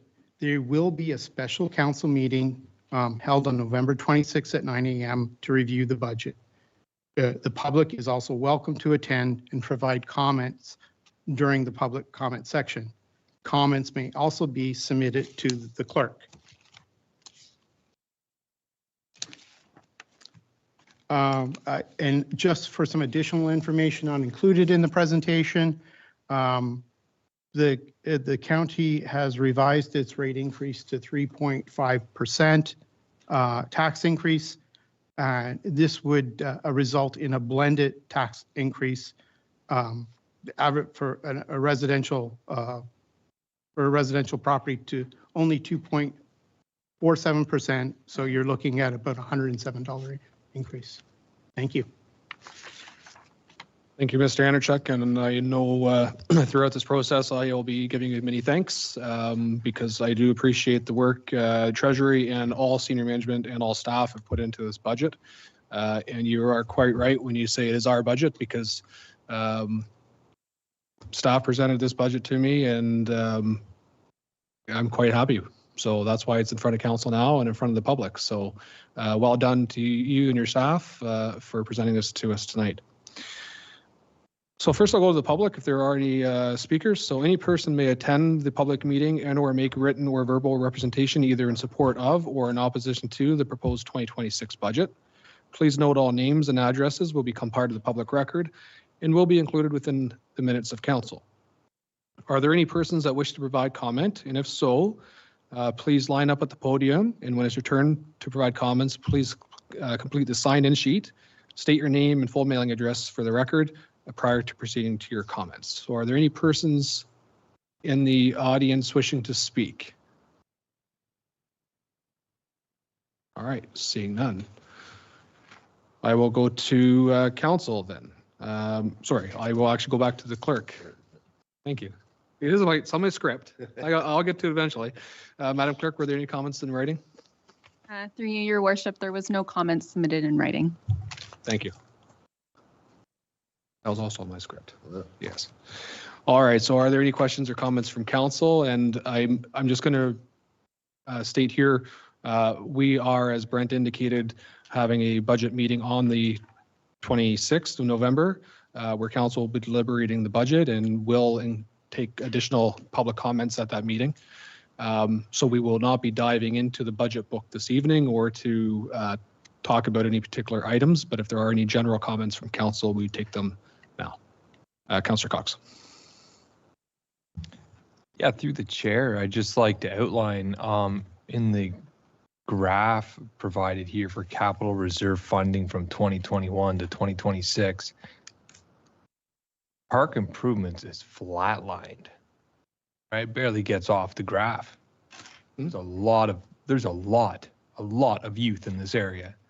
And I think for years now, this has been overlooked. So I'm glad to see that something's finally going forward, but like it's flatlined. It's a bit ridiculous for a municipality that has to rely on a lot of other surrounding municipalities' amenities because we don't have anything. And that's the reason why. Fair enough. That doesn't mean we haven't been spending money on parks, though. Yeah. Yeah, absolutely. I hear you. We got to start somewhere, right? So absolutely, I agree with you for sure. We have to start somewhere. Councillor Simpson. Through the chair, and just to echo Adam's position there, he's totally right. We do need to be spending more. And we have a lot of residents from Colgan here today. So, you know, the parks there are also important to us. We're going to be having some public meetings on that, like we did for Glencairn as well. So we can have some visioning for how those parks are going to look. Thank you. Thank you. Councillor Borzos. Yes, through the chair. I mean, I understand parks and everything, but I'm a happy camper now because I'm a big supporter of pickleball as such, as mayor and the rest of the council knows. And I'm thoroughly excited and happy that we actually have some budget in there for pickleball. And to me, that is an exceptional way to show how we are putting money into parks. Well, we can do tournaments, we can do whatever. So thank you very much. Thank you, Mr. Anderchuk, to accommodate that. Well, Councillor Borzos, when we get the 2 courts up and running, you can certainly be the first one to try it out. How's that? I'll be the umpire. Okay. Deputy Mayor Laux. Yeah, thank you. Through the chair, just also I want to thank staff and that man right there that goes through all the numbers, and congratulate council too, because we have worked hard to get to this position to, as somebody said, right the ship. We have definitely raised contributions to reserves. We've been able to buy fire equipment for the fire department that's needed, and we have been paving roads, as everybody's seen. So congratulations to everybody on this. I'm very pleased with the number. Thank you.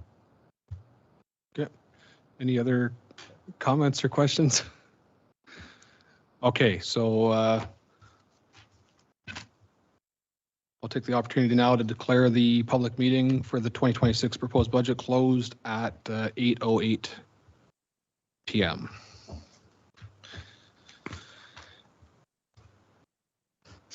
Okay, so we're on to item 10.2, which is a second public meeting, and this is with regards to, I should rephrase that, it's not the second public meeting for this topic, so it's a public meeting for a zoning bylaw amendment for 1980 County Road 50 in Adjala-Tosorontio. So I now declare this portion of the council meeting to be a public meeting pursuant to the Planning Act to deal with a proposed zoning bylaw amendment 1980 County Road 50 at 8:08 p.m. And prior to receiving public comments, we will provide the applicant or their agent an opportunity for a brief presentation of the application. Amy, thank you for joining us this evening. And just make sure that light's on there. And I believe we have your slide deck as well. So we'll get that up for you, and then you can proceed.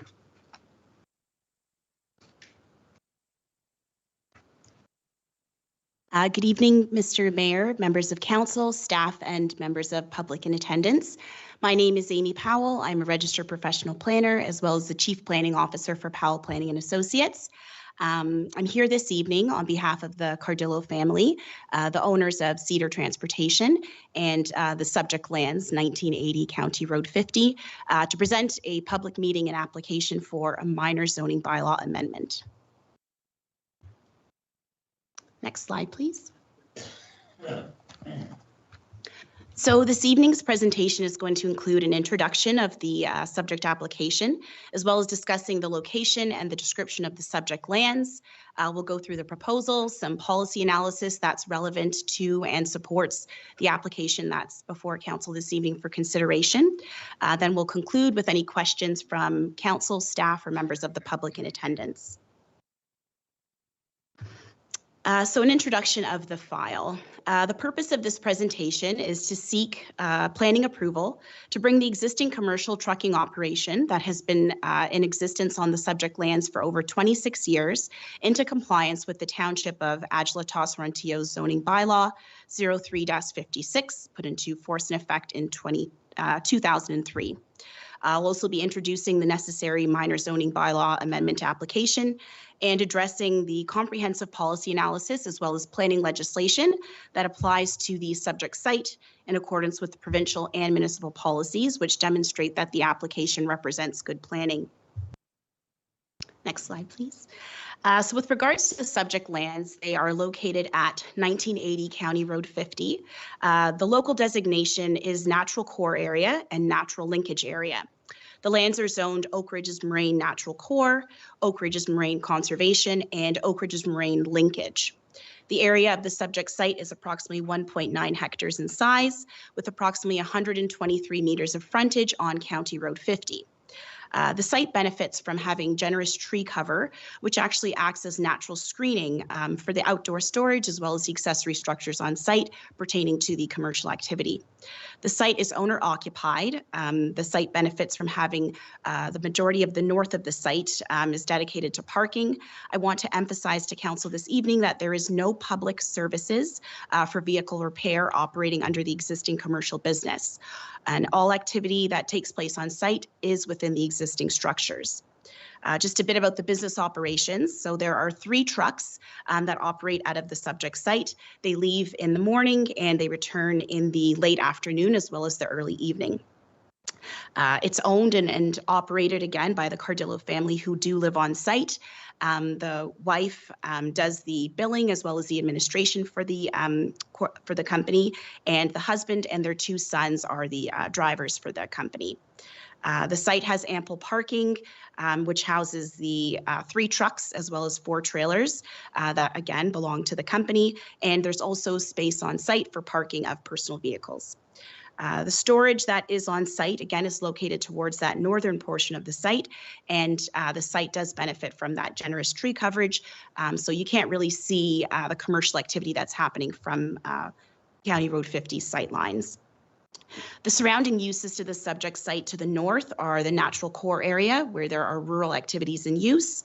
To the south is the natural linkage area, again, rural activities in use.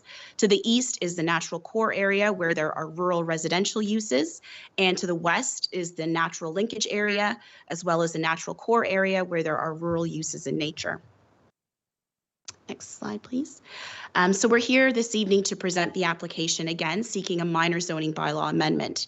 The purpose of the application is to permit the continued use of an existing commercial trucking operation that has been on site and operational since 1999, so just over 26 years.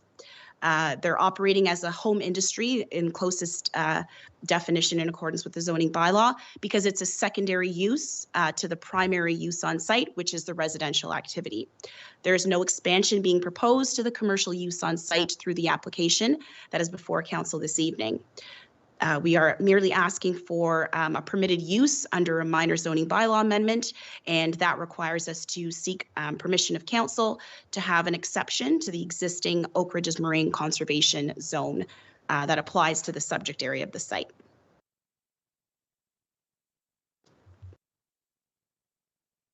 So in order for us to conduct our fulsome review of the application that's before us, we reviewed both planning legislation as well as policies at the provincial level, the regional or county level, as well as the local level. We reviewed the Planning Act as well as the Provincial Planning Statement of 2024, the Simcoe County Official Plan from 2023, the Township of Adjala-Tosorontio's Oak Ridges Moraine Conservation Plan from 2006, as well as the Township Zoning Bylaw 03-56 put into force and effect in 2003. So first we'll begin with our analysis of the Planning Act. So the subject application well demonstrates conformity and compliance with the Planning Act under Section 2, which speaks to the provincial interests. So we found through our analysis that the provincial interest aspects that best align with what's being proposed this evening is the protection of ecological systems, including natural areas, features, and functions. We also found strong alignment between the subject application and the Planning Act Section 2 with regards to providing the adequate provision of employment opportunities, as well as the protection and the financial and economic well-being, not just of the province, but also at the local level. These aspects and provincial interests are very strongly demonstrated through the subject application as it fosters an opportunity for local employment to remain where it has been for the past 26 plus years. It's my professional planning opinion, in accordance with the Planning Act, that the subject application therefore represents good planning. With regards to the provincial planning statement, so the PPS of 2024 highlights a few policies that really resonate with the objective of the subject application, namely policy 2.1.6, which speaks to the contribution of the range of employment opportunities. This application, again, allows for an existing long-standing use to maintain those employment opportunities locally, as well as policy 2.8.1, which speaks to contributing local jobs to the local economic base, ensuring that employment on site remains available, as well as supporting longer standing, stable existing businesses. These policies well highlight how the existing business well meets the objectives of the provincial planning statement, and in my professional planning opinion, the subject application well aligns with the objectives of the PPS 2024. Next, we reviewed the Simcoe County Official Plan to determine conformity with regards to those policies that are specific to the subject site's designation of the natural core area and the natural linkage area. Specifically, policy 3.11.1 speaks to protecting unique ecological and hydrological features and functions. The subject application, again, is not requiring any expansion of the existing use. The existing area has been cleared for quite some time and no expansions being proposed to the on-site activity, nor to any of clearing of the vegetation on-site is not required in order for this use to continue.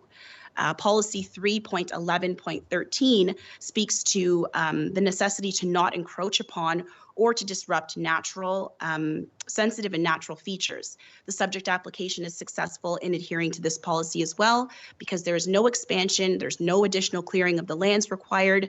It's just looking to bring an existing long-standing use into conformity and into compliance. It's therefore my professional planning opinion that the subject application before council this evening well conforms to the Simcoe County Official Plan and represents good planning. Now we will examine the policies that were reviewed in accordance with the township's Oak Ridges Moraine Conservation Plan, where the lands are designated as natural core area and natural linkage area. Particularly policy 4.12.2 item 3 permits home industries. Again, because this is such a long-standing use, the use was in place before a lot of these policies were put into practice. However, it's a family-run business. There's no external employees coming to site. We do believe that a high threshold for what a home industry is meant to look and feel like is being satisfied through the subject application. And again, there's no expansion to the business being proposed. It's been long-standing and quite micro in its scale and impact to the subject lands. Therefore, in my professional planning opinion, I believe that the subject application well represents the interpretations and policies within the township's Oak Ridges Marine Conservation Plan and represents good planning. We also undertook a review of the township zoning bylaw, specifically bylaw 03-56. In that document, the subject lands are zoned as Oak Ridges Moraine Natural Core, Oak Ridges Moraine Conservation, and Oak Ridges Moraine Linkage. The existing operation is situated in the Oak Ridges Moraine Conservation portion of the site, and that's why we are seeking to rezone the subject lands just within that portion of the site to Oak Ridges Moraine Conservation, with an exception to again allow that commercial trucking operation. We believe that conformity can be best achieved as the application before council will formalize the pre-existing use. It will also demonstrate compatibility with the existing surrounding land uses, and it supports the overall policy objectives for how the Oak Ridges Moraine Conservation Plan is meant to be implemented and how uses on sites like this are meant to unfold. So this application was submitted to the township in October of this year, and township staff were able to undertake a fulsome circulation to commenting agencies and internal departments. We are in receipt of the majority of those comments back, which all are in support of the application as presented. Notably, the Nottawasaga Valley Conservation Authority provided no objection to the application as presented, nor did their risk management office. Enbridge Gas also commented on the application, and they provided no objection.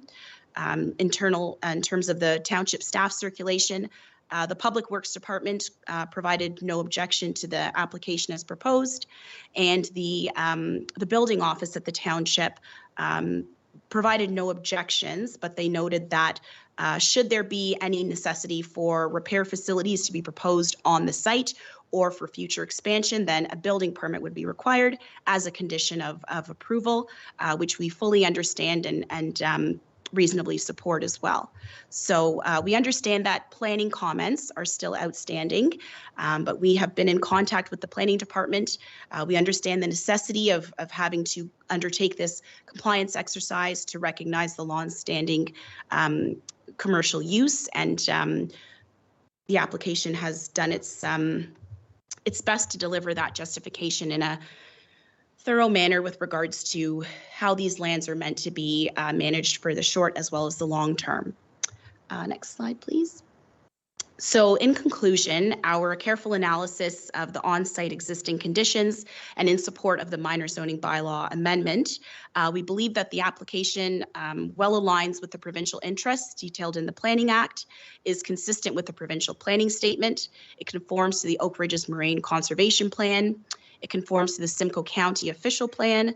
The application conforms to the Township of Adjala-Tosorontio's Oak Ridges Moraine Conservation Plan. It also conforms to the Township Zoning Bylaw 03-56.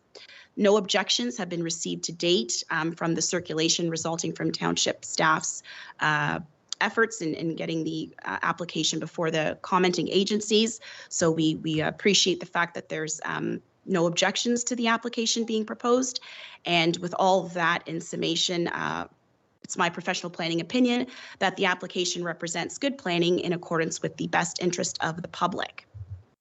That's the conclusion of my presentation. I thank you all for your participation and attention as I went through the materials, and I'm happy to answer any questions. The landowners are also here in attendance. Should any questions be directed their way, I'm happy to advise on their behalf. But thanks very much for the opportunity to present to council this evening. Okay, thank you, Ms. Powell. First, I'll go to the public. So any person may attend the public meeting or make written or verbal representation either in support of or in opposition to the proposed zoning bylaw amendment. Please note all names and addresses will become part of the public record and will be included within the minutes of council. Are there any persons that wish to provide comment in support of or against the proposed zoning bylaw amendment? And if so, please line up at the podium, and it's when your turn to provide comments, please complete the signed-in sheet, which I think is there, isn't it? No, I thought so. And state your name, full mailing address for the record prior to proceeding with your comments. Are there any persons that wish to speak in support or opposition to this?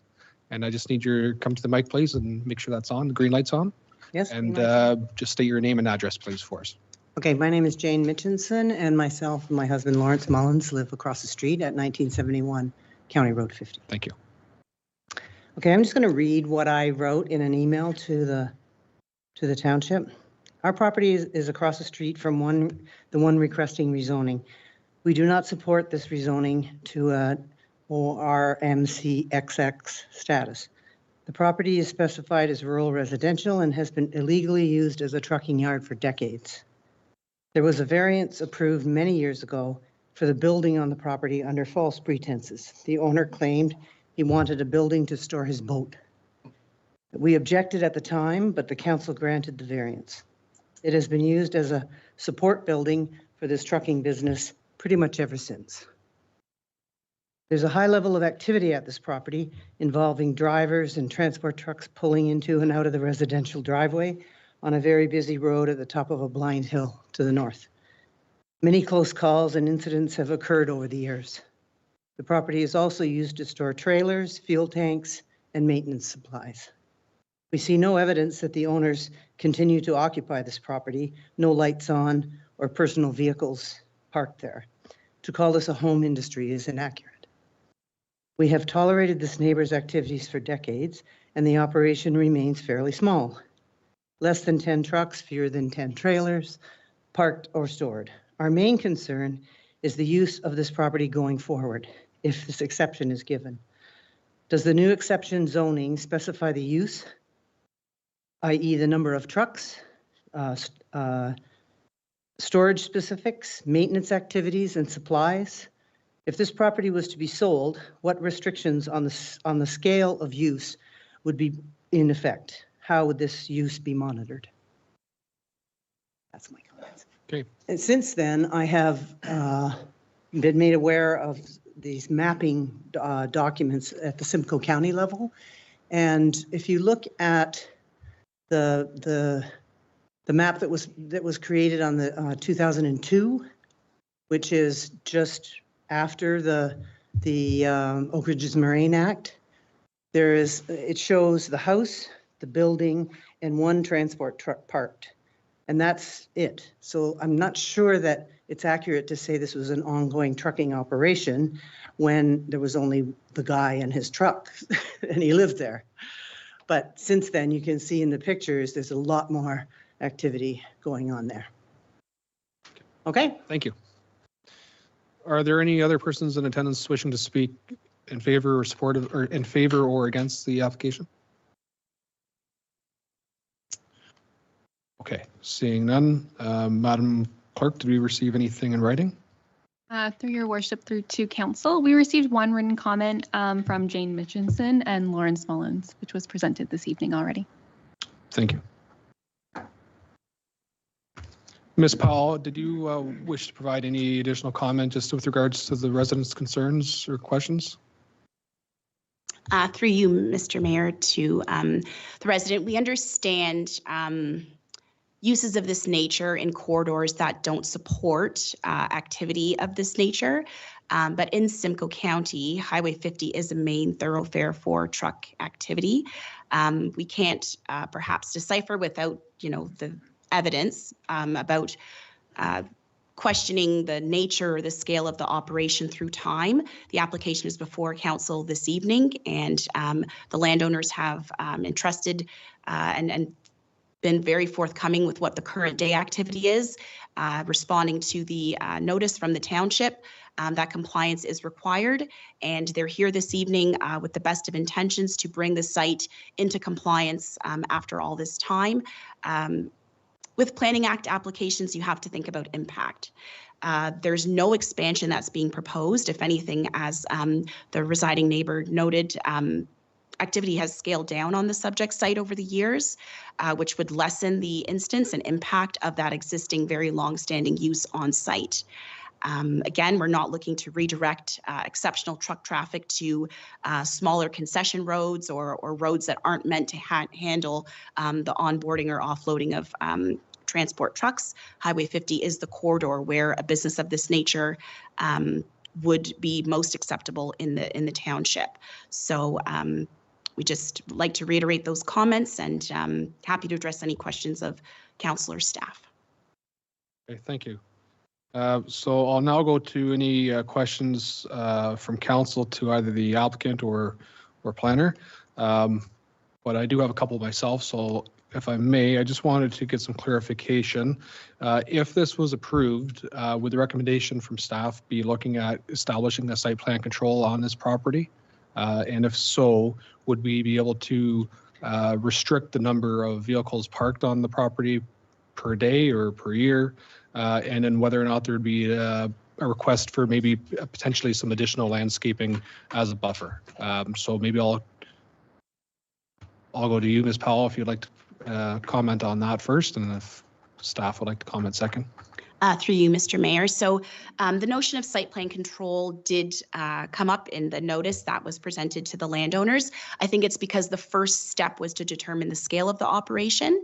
I think that site plan control is a very important tool when there is on-site commercial activity where the public are coming to and from a site. Site plan control doesn't have permissions for this exact use that couldn't be satisfied through detailed standards of the zoning bylaw amendments. So a maximum number of parking spaces for the commercial use could be achieved through the zoning bylaw that's been presented. I foresee site plan control more as an exercise to govern on-site activity and liability when the public are coming to and from. But the restrictions around home industry, they don't necessitate generally having site plan control. It's usually a larger public engagement piece that it's derived from. Okay, thank you. All right, and I appreciate those comments. I would think under this circumstance, site plan control might be warranted. And as you said, it may not be usual, but I think if that was the case, I think that's a recommendation I think that I would like to see in front of me at one point if this is the case. So we'll go to members of council for further questions or comments. Deputy Mayor Laux. Thank you through the chair. Thank you for the presentation. So this business has been there for 26 years and it's been not in compliance. Would that be a correct statement? And that's why you're looking for a rezoning? Through you, Mr. Chair, to Deputy Mayor Laux, that is correct. So the business has been longstanding for 26 years in advance of the policies that are before us in the current day. So there was a notice that the lands were up for sale. I'm not sure how township staff this was brought to their attention, but I'm assuming it's a complaint-based nature due to on-site activity. An inspection was done by a bylaw officer from the township, and that then resulted in correspondence being resubmitted to the landowners by the planning department. Again, just seeking the recognition of this existing use. Township staff, I don't believe, had the full history. This was an opportunity to get that history and to, most importantly, get a current day circumstance of the operations on site, and that has been provided through the subject application. Supplementary.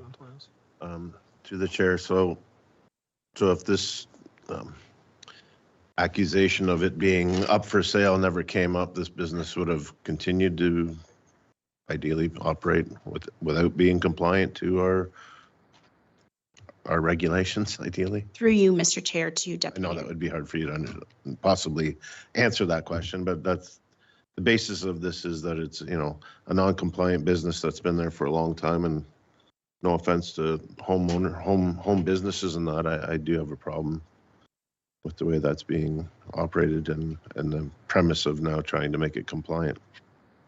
Through you, Mr. Mayor, to Deputy Mayor Laux, if I may. So the timing of the policies matter. The business, as attested by the landowners, was in place prior to the legislation and the policies that I mentioned during my presentation. So I look at this as an opportunity to bring something into conformity with today's standards, but to say that there was a business operation when policies were in place. The Oak Ridge Marine Conservation Plan is dated 2017. This business was in place 18 years prior to that. I think that, they're here today because it was brought to their attention to rectify an issue based on the policies that are in effect today.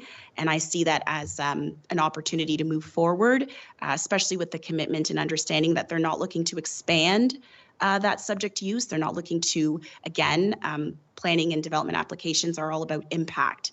And there's no impact that will be expanded. There's no impact that will be different today than it was 15 years ago to the subject site, because there's no expansion. This is, in my professional opinion, a recognition of what's existed, and arguably even before the policies existed to restrict the use. Okay, thank you. But that's, I still have concern with what would, if this was to pass moving forward, if it was to be sold to somebody else all of a sudden. Which is why I suggested site plan control. Yes, sorry. Thank you. Councillor O'Leary. Through the chair, would the, or are the owners residents at this house at the present time? And are they there 50 weeks of the year or 40 weeks of the year? Or what's their present occupants of the house? Through you, Mr. Mayor, to Councillor O'Leary, through my inquiries on the activity and the use of the owners, they've put it in writing that this is their primary residence. The owners are here and they can attest to themselves, but it's never been brought to my attention that this was meant to be a seasonal or recreational home. It's my understanding that the owners do live on site. I would just look for a confirmation via a head nod from my clients that yes, this is their primary residence and they do live on site. Again, when I did my site visit for this, I had to drive by 2 or 3 times because I was thinking I was going to see something that was more visually offensive than what exists. The site does benefit from the tree cover, and I know that that would be seasonal, but when I did my site visit, I couldn't see any type of commercial activity. There's Google image shots where you just see some residential uses towards the very rear of the site. So when we think about, what's the streetscape impact, due to the benefit and uniqueness of those trees that are on site, I don't think that there is any impact, but I also think that that could perhaps interfere with neighbors from across the street seeing, what the on-site residential activity is when one neighbor's house is far set back into their lot, and then the subject site also has its residential uses quite far set back on their site. So that's my comment on the residential activity. Supplement to that. Sir. My other question would be, do the present owners of this property, would they object if we put a restriction? Because we don't know whether they want to sell this property or whether they're going to maintain it or not. Would they object if we put a restriction on the number of vehicles that could be stored or come out of the, because you did mention 3 vehicles. You did mention 3 trucks operated out of this business. Now, if we said 4 trucks and we limited it to 4 trucks, would they object? Through you, Mr. Mayor, to Councillor O'Leary, the landowners confirmed that they would not object to providing a maximum through the zoning bylaw as to the number of commercial vehicles, trucks, et cetera. They accept. Thank you. Okay, Councillor Simpson. Thank you, through the chair. Ms. Powell, thank you for your presentation, but just listening to some of the answers that you've given, and you kind of addressed this, and perhaps the proponent can give an answer as well. Has this operation been ongoing in the same manner and intensity for the past 26 years?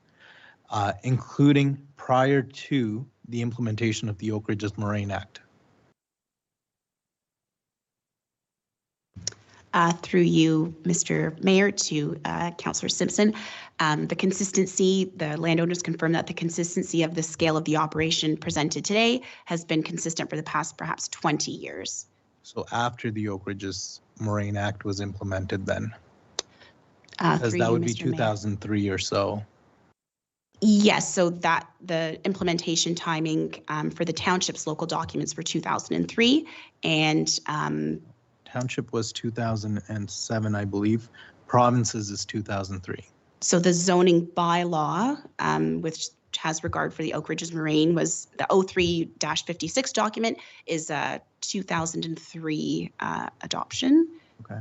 And then the policies have been revised and updated, last time stamped 2017 at the provincial level.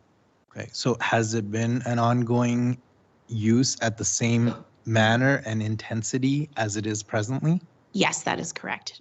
So Mr. Mayor. 3 trucks for the last 26 years?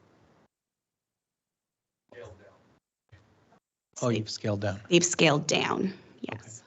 Okay, thank you. And as a supplemental, how many jobs, you did identify that jobs for the local area, how many people work there? So currently, because it's best aligned with the home industry, the dad and their 2 sons are the ones that are driving the trucks. So that's 3 positions. And then the mom is the administration on site. So that's another position. So 4 jobs in total. Okay, thank you. You're welcome. Okay, Councillor Meadows. Yeah, I have a few questions for you if you'll permit, Your Worship. Ms. Powell, you said several times that everything's in compliance. And I hate it when I have planners come up here and say everything's in compliance and we have a breach of the Oak Ridges Moraine Act. It's not in compliance with provincial policy. The Act is a provincial policy. The Act is put there to protect our natural heritage cores and parts of the Oak Ridges Moraine for future generations. That's what it was put into place for. And I have a problem when I see stuff like this through our municipality. We have several cases that are before the courts, which are costing us a fortune in legal fees because people bring in businesses, put them in the Oak Ridges Moraine, and then it's left up to us to look like the bad guys because we say no. And it really bothers me when I see people trying to justify building in the Oak Ridges Moraine. We just finished with cases that have been brought up that are costing us up to $60,000 in legal fees for non-compliance issues. And I'm getting tired of it in this township, to be honest with you. You know, like we have, the people of this township know what the Oak Ridges Moraine is. And if you buy a house or a property in the Oak Ridges Moraine, you should know what you're buying. You're buying an area that is protected. And every planner that comes through that door should know the same thing. Oak Ridges Moraine is protected area. You may say, oh yeah, it's fine, but it's not. It's protected area. So please don't say that it's in compliance, especially when they haven't followed the rules of this township for 26 years. They knew they weren't in compliance, else they wouldn't have done what they've done and they wouldn't have come forward. And the other thing you stated was the fact that, or somebody stated was the fact that a building was put on that property to store trailers. And how many times have we heard that as a council? Oh, I'm building this building to store all my stuff in it. And it ends up turning into a business, and that's exactly what's happened here. That building is being used for business. And I bet you it's more than 25% of that building and 25% of that property that's being used for business, which is, I believe, what our justification is for a home business. So it's not a home business. It's not classified as a home business because we just went through that with another case. So I'm sorry, I can't back this. I can't back this at all. Thank you. For you, Mr. Mayor, if you'd like to respond. It wasn't a question posed, but perhaps I just wanted to add a point of clarification. I am a registered professional planner, and I understand there's a difference between how planners might communicate and registered professional planners communicate. I never made a comment to say that the policies don't matter. I went through several slides and several different policy documents, which actually established how the policy is well aligned with what's being proposed. The use has existed longer than some of those policies have been in force and effect. So I made a point to emphasize that there's no expansion to what is there today. The areas that's cleared will not pose any greater impact to the subject lands. If the township so desired, they may have ordered or made a request for an environmental impact study to be presented. None was presented. The notions were to propose the minor zoning bylaw amendment to allow for this long established existing use where there's been no demonstration of impact to ecological features or to the Oak Ridges Moraine and its existence. So I think, again, impact of the ask matters. I'm not sure about the other examples that Councillor Meadows is speaking to, if those were more recent developments and recent purchases. But when you have an example of a use that's existed longer than the policies, this is an opportunity to recognize more so than comply with, because the use existed, the policies came thereafter. The use existed, the zoning standards came thereafter. The residents, upon being receipt of a notice from the summer, July 2025, they came forward to work with the township to recognize this longstanding use on site. There is no impact being created from a use that is not expanding, that has been in existence longer than the policies that are more restrictive in its governance on site. Planning is about introducing uses and evaluating their impact. There is no additional impact today, tomorrow, yesterday from the subject use that has existed for over 2 decades. There is no additional clearing of natural features. There is no proposed degradation of the land. If that was the case, the Nottawasaga Valley Conservation Authority would have had comments and objections, and the township would have, within their right, required an environmental impact statement. There is no impact being proposed through this application because there is no expansion. If the township wanted to seek further compliance with regards to mandating the lands to be further zoned and categorized as a home industry, the proponents have been willing and they've hired a consultant to present the application as the township has requested. And I'm confident that they would be open to further examining how to better recognize the existing use with other township standards, such as that as a home industry. The immediate ask was to bring this existing use before the township to be recognized for the commercial operation. But if we're to explore a zoning bylaw amendment expansion so that home industries are to be considered with the standards and the percentages that are presented in the township zoning bylaw, I'm confident that they would be happy to do that as well. Thank you, Ms. Powell. I'm not going back and forth. You've had your comments, Councillor Meadows, and Ms. Powell's had hers. So made comments against what I say. I appreciate that, but you made comments that she on her comments, so I'm not going back and forth on this item tonight. All right, so any others that haven't spoke on this item wish to speak? Okay. Ms. Powell, I appreciate the opportunity. I would ask of you that, of course, you'll be working with our township staff on this file and that you would consider some bit more restrictive policies and some insights for your consideration so staff can better understand what they can bring forward to council at a later time. Okay. Thank you very much. Thank you. Councillor Meadows. With regards to this property, I have a question that was just mentioned with regards to the Nottawasaga Valley Conservation Authority. I have a real problem if the Nottawasaga Valley Conservation Authority has given their approval on this particular property. So they haven't given their approval. They have no objection. Well, what's no objection? It's given their approval. Like, come on. You're splitting hairs there. I can appreciate that, but that's Mayor Anderson. Commenting agencies were all circulated on the application and they have the right to comment or not and to object or to endorse, and they provided no objection. Okay, so we have a recommendation here. That's staff report PLA 2025. Sorry, my apologies. I'll close the meeting first. So I will declare this public meeting closed at 8:48 p.m. And the recommendation is that staff report PLA 2025-019 dated November 12, 2025 regarding 1980 County Road 50 proposed zoning bylaw amendment be received, and that staff be directed to consider all public and agency input, as well as council comments and a further planning analysis to be set out in the planning report and recommendation to be brought to council at a future date.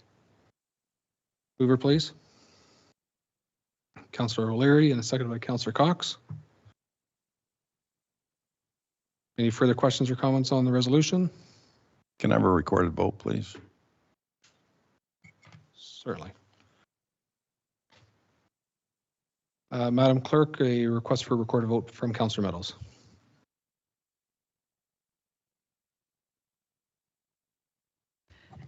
Thank you, Your Worship. Starting with Councillor Meadows, in favor or against? Against. Councillor Borzos, in favor or against? Against. Councillor Cox, in favor or against? Favor. Councillor O'Leary, in favor or against? In favor. Councillor Simpson, in favor or against? In favor. Deputy Mayor Laux, in favor or against? Favor. And Mayor Anderson, in favor or against? In favor. That's 5 in favor, 2 against. Thank you. The motion carries 5-2. All right, so that takes us on to item 11, which is public comment. Members of the public may request their comments to be read by the clerk or present their comments orally. Only public comments related to an item on the agenda listed as staff reports, correspondence, or bylaws would be considered. Members of the public wishing to submit comments can do so in writing to our clerk no later than 12 noon on the day of the meeting. And is there anyone in attendance who would like to provide their comments? And if so, please raise your hand and once called upon, proceed to the podium. Are there any persons wishing to provide comments on items on the agenda? All right, seeing none. Madam Deputy Clerk, I'm just trained so well with the Madam Clerk. Are there any comments in writing? Thank you, Your Worship. The township did not receive any public comments for the meeting this evening. Thank you. Say the same thing over for 3 years and I can't stop. True enough. All right, so that takes us on to item 12, which is upcoming events and announcements. I do have a few, but I will go to members of council for others. I believe Councillor Cox. Yeah, through the chair, I would just like to send my our heartfelt condolences to the Gagne family with the passing of their son, Tyler. It was a very unfortunate situation, and our deepest condolences to that family. There is a GoFundMe out there for them, and I encourage you to donate if you can. Thank you. Thank you, Councillor Cox. Yes, that's a very sad situation. Deputy Mayor Laux. Thank you, through the chair. Just a couple announcements here that the Lyle Santa Claus Parade will be held on December 7th, starting at 1:30 p.m. Standard procedure at starting at the CFB Borden gates and heading into town through the town and landing at the Lyle Legion.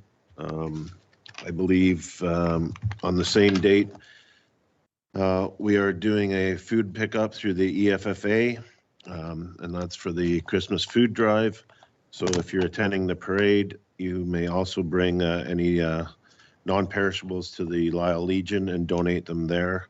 The EFFA will be handing out flyers on the 2nd, which is a Tuesday night, to inform everybody of the food donations. I said pickup will be December 7th at 10 a.m. and then the parade proceeds at 1:30. Thank you. Thank you. Any other announcements or upcoming events from council members? Okay, I just have a couple. So first of all, just wanted to acknowledge that yesterday was Remembrance Day and that we had members of council attend various services in our township. And the deputy mayor and myself were at the Everett Legion last evening for the Remembrance Day dinner, which was well attended again this year. And we thank the Legions for their service and putting on these the ceremonies in remembrance of our fallen. And I just want to acknowledge to everyone that if you did attend yesterday, that we do thank you for that, and that each November 11th, we take the time to remember our servicemen and women. The second item I have is with regards to the township newsletter. There are copies in the foyer for anyone here wishing to pick one up. So the 2025 November issue came out a week ago or so. Copies were mailed to most homes in the municipality. Unfortunately, with the mail service, not each home gets one. So if you haven't received one, they are available here at the township office for pickup. And in the newsletter, you'll find some good messaging as well as some latest updates from around the township.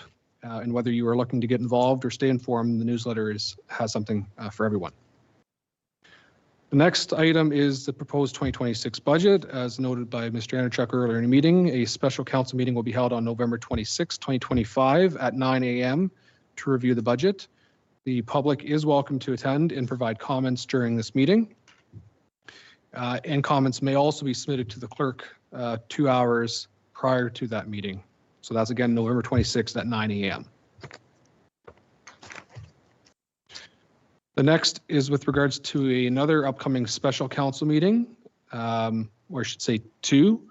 So there are two additional upcoming special council meetings, one on November 28th, 2025 at 11 a.m.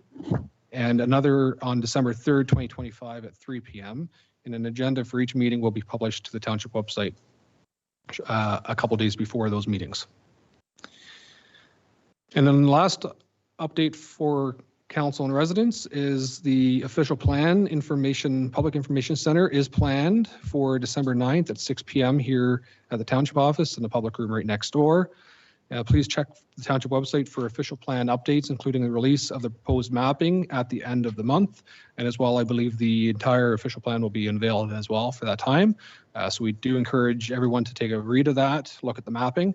And if you have any questions or comments, please come into the public commenting opportunity. And if not, your comments are welcome as well to the planning department by email or phone. All right. If no other comments.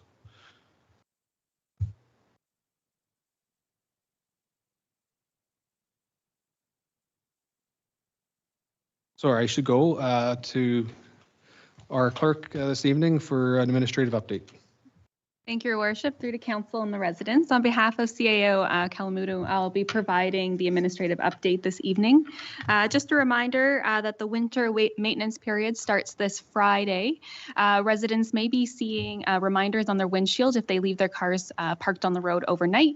That winter parking restrictions are in effect and ticketing will start on December 1st of this year. And just a reminder to all residents that the County of Simcoe will no longer be doing recycling pickup starting January 1st, 2026. This will be taken care of by a private corporation, and I encourage all residents to visit the County of Simcoe website for information on the new recycling pickup protocols. Thank you. Thank you for that. All right, so that will take us on to item 13, which is the consent agenda. There are a few items on the consent agenda. Are there any items to be pulled? Councillor Meadows. Yeah, I'd like 13.2 to be pulled, please. 13.2, very well. Any other items to be pulled from the consent agenda? Councillor Simpson. I don't know necessarily that it needs to be pulled. I just had a comment with regard to the ASE, automated speed enforcement, so 13.4. Okay. Let me just see if there's any others before we go there. Any other items to be pulled from consent? Okay, so you have a comment on 13.4? Yes. So just wanted to note that I was pretty disappointed with the province's decision to cancel ASEs across the province. I think ASEs are a really good tool and they do serve a purpose. I think it would have been entirely appropriate for the province to reduce the availability and, reduce where ASEs could be placed, and that as well within their jurisdiction. And I think that would have been appropriate. Putting it around schools, I think, is very important because it does protect children and it protects residents. in those areas that have high traffic. So I just wanted to put that on the record, and I hope council agrees with me on that. Thank you. Thank you. All right, and before we move on from this section, then I just wanted to get a verbal update from the clerk with regards to 13.3. Thank you, Your Worship. I'm happy to announce that following the publication of this agenda, we did have 2 volunteers come forward.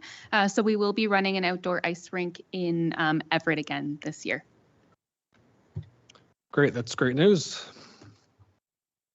I was a bit disappointed to see the report initially with no involvement whatsoever, and I think it's a great program that we do offer, and unfortunately we can't do it ourselves, and we do rely on the support of residents to help us provide that opportunity for our neighborhoods.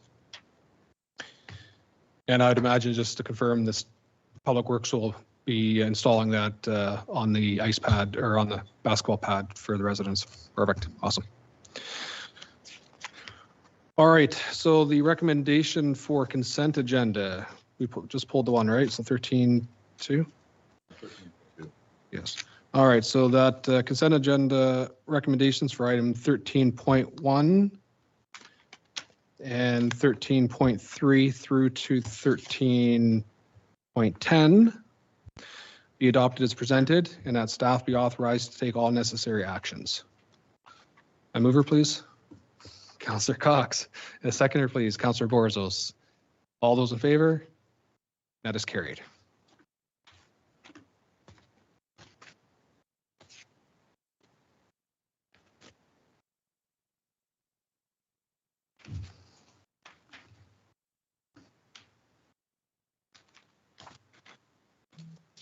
All right, so that takes us on to item 14, which is staff reports. 14.1 is staff report IND 2025-022, which was regards to the development related expansion analysis. And we did have a presentation earlier this evening, but I'll turn it over to James for initial comment, please. Through the chair, staff are presenting this staff report on the development related expansion analysis. Mr. Harvey from Acadia went through all this, so I don't really have much to add, but if council has any further questions that they wanted to direct to staff, I'd be happy to answer those at this time. Okay, thank you. Are there any questions through to staff from council? Councillor O'Leary. Through the chair, are we going to send this back to them for a further analysis?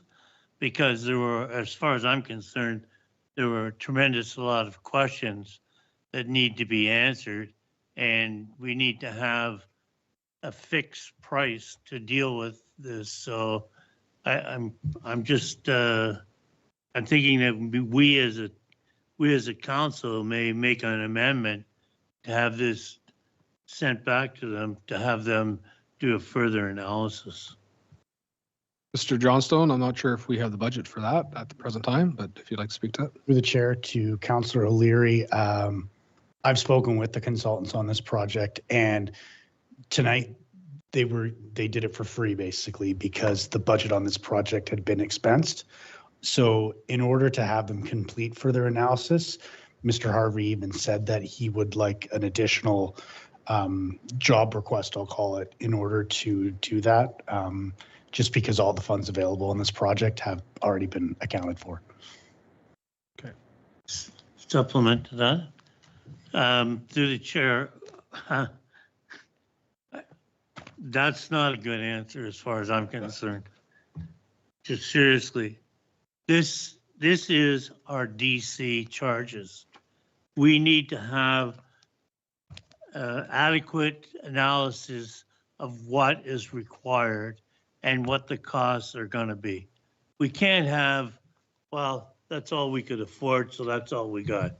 We need to make a motion, or the township or somebody, we have to be able to get further information so we can make our judgments on what the costing is going to be accurate and transparent.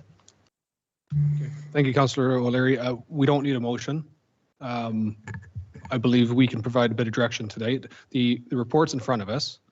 The recommendation is to endorse that report, and staff can further review the report and make adjustments and come back to council with their thoughts. I don't think it's right for us to sit here to try to pick apart a report. I think we let staff come back with what they see in the report and what more needs to be done. And if there is a budget request or an ask for additional consulting, then I think they could provide additional clarification to us that way.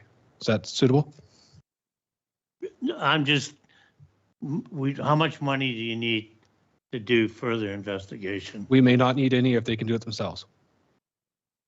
We can do it internally? We may. That's what I'd be like. I would be looking to Okay, well, staff to provide some options. I'm just looking for suggestions and policy and procedure. So, thank you. All right, thank you. I saw a couple hands on this side before. Councillor Simpson. Through the chair, I echo Councillor O'Leary's note that this study didn't do nearly as much as it should have. The report identifies a lot of things, but it doesn't adequately put a number for those things that it says we need to do. It says we need shoulders on roads, and then it goes on to allocate $40,000.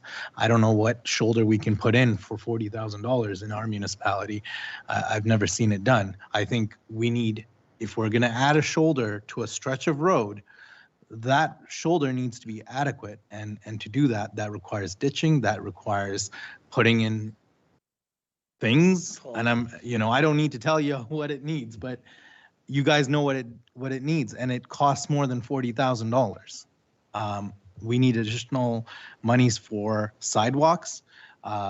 These are all needs that the municipality will have as more development moves into the area. And I don't want to be in a position where I have to go back to our residents and say, hey, you're now responsible for paying for these improvements that are coming because of this development. I really don't want to be in that position. I think we can do it. They've identified that for just to improve 2 roads, to include an auxiliary right turning lane, one for Highway 9, one for Highway 89. Each of those costs $200,000. Now, we know that type of service is going to be required on every single road that potentially connects to Highway 89, that potentially connects to Highway 9. So if those improvements need to take place, well, we need to account for it. And if we fail to account for it in everything that we're doing, well, I think we're failing our residents. And so I think we definitely need to be looking more into this and putting a number that is more adequate, because $2 million just isn't going to cut it. It's got to be a heck of a lot more. Thank you. Okay, thank you. Mr. Wilmots, do you want to provide any comment on that? Yeah, I think part of this report, it's when needed. Like if the traffic volume warrants the turn lane on the 8th line, then it would be put on the 8th line. If it warrants to be on the town line first, then it would be put on the town line. This is a recommendation. It's not law that this is what's done. It's recommendations that this is what's needed in the future. And then it comes back to staff to actually do the research to see which road warrants it at what need and what time. It's not like they all need it. Like you're saying, every road across Highway 9 will need it eventually. Agreed. But time warranted of when it's being done type thing. I think that's the big part of it. Thank you.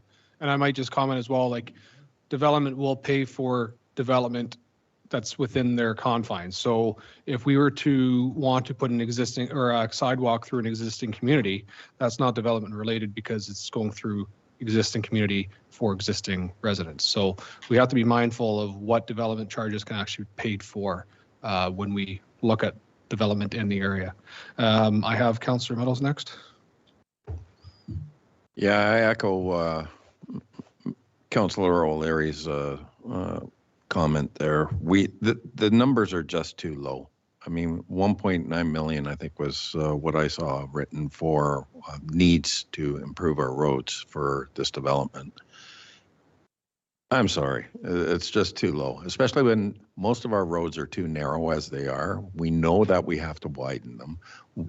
We know that they need shoulders. Staff need that because we were going to paint lines on them and they couldn't paint lines because most of the roads are too narrow.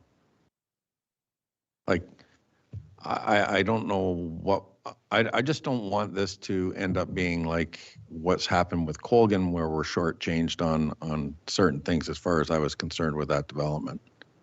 We should be able to get more out of these roads needs than what we've been given in this report. And we have to have those actual figures before we can go after development charges to anybody bringing in a new subdivision into this township. So we need some actuals. We don't have them. Okay, Deputy Mayor Laux. Yeah, thank you through the chair. So I'll ask this to Mr. Wilmets. So like as Councillor Simpson mentioned, there's lots of holes in this report, let's call it. And you said they would be amendable. Like, I'm going to be devil's advocate here, because if we do not receive this or endorse this this analysis, are we going to be stuck at the DC rates that we're at and we've actually shot ourselves in the foot more? Or are you going to be able to quantify, you know, they said 1.9 million, but we need 2.5 million, so whatever, 3.6 million, whatever. Is the township staff going to be able to quantify that we need more investment in the roads and not to I guess make our DCs justifiable? Yeah, through the chair, like the mayor said, only portions that would be DC fundable. Like at the turn lane at the, say we use the 6th line, for example, the number of traffic that's coming down there now has nothing to do with the development. So that would have to be paid out of township funds, not DCs. And same thing as Highway 9 and different areas like that. So very seldom you get something paid 100% out of DCs, because it's one of those things that, because it's already, people are already using it. So that portion has to be paid by the township, not out of DCs.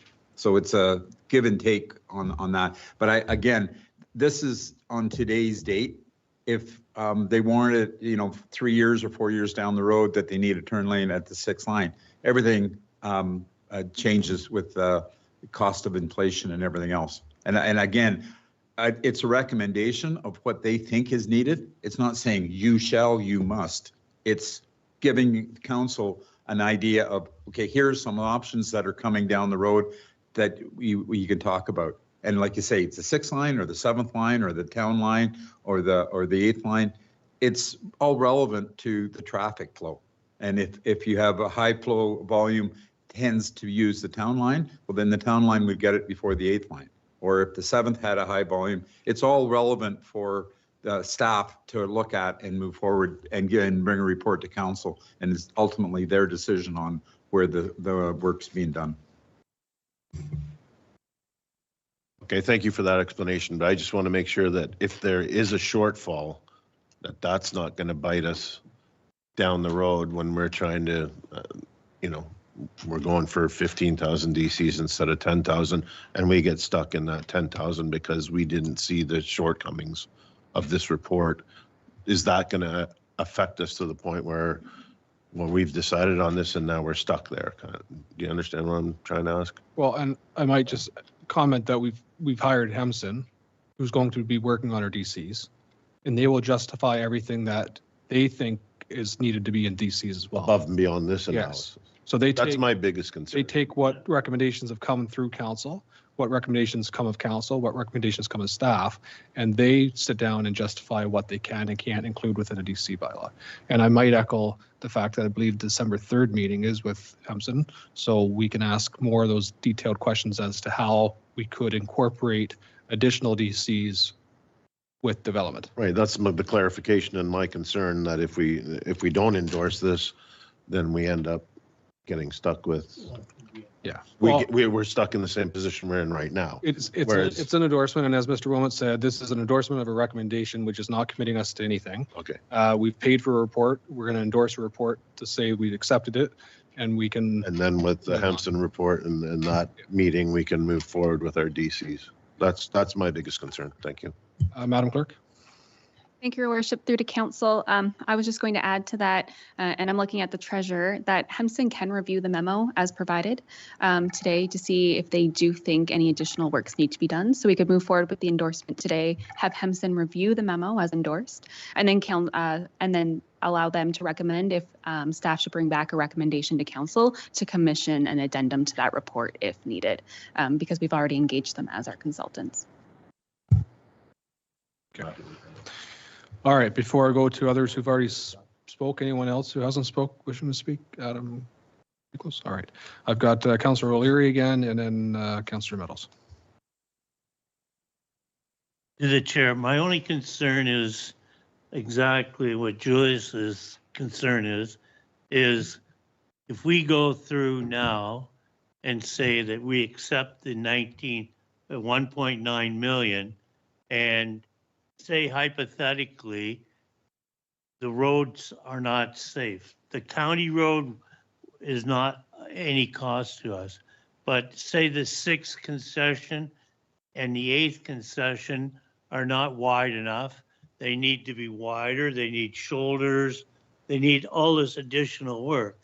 Now, if we don't incorporate that now, before we sign any subdivision agreement, we can't add it to a DC charge, because if I'm signing a contract with you, I'm signing what's on the paper today. I'm not signing what may be on the paper in a year from now.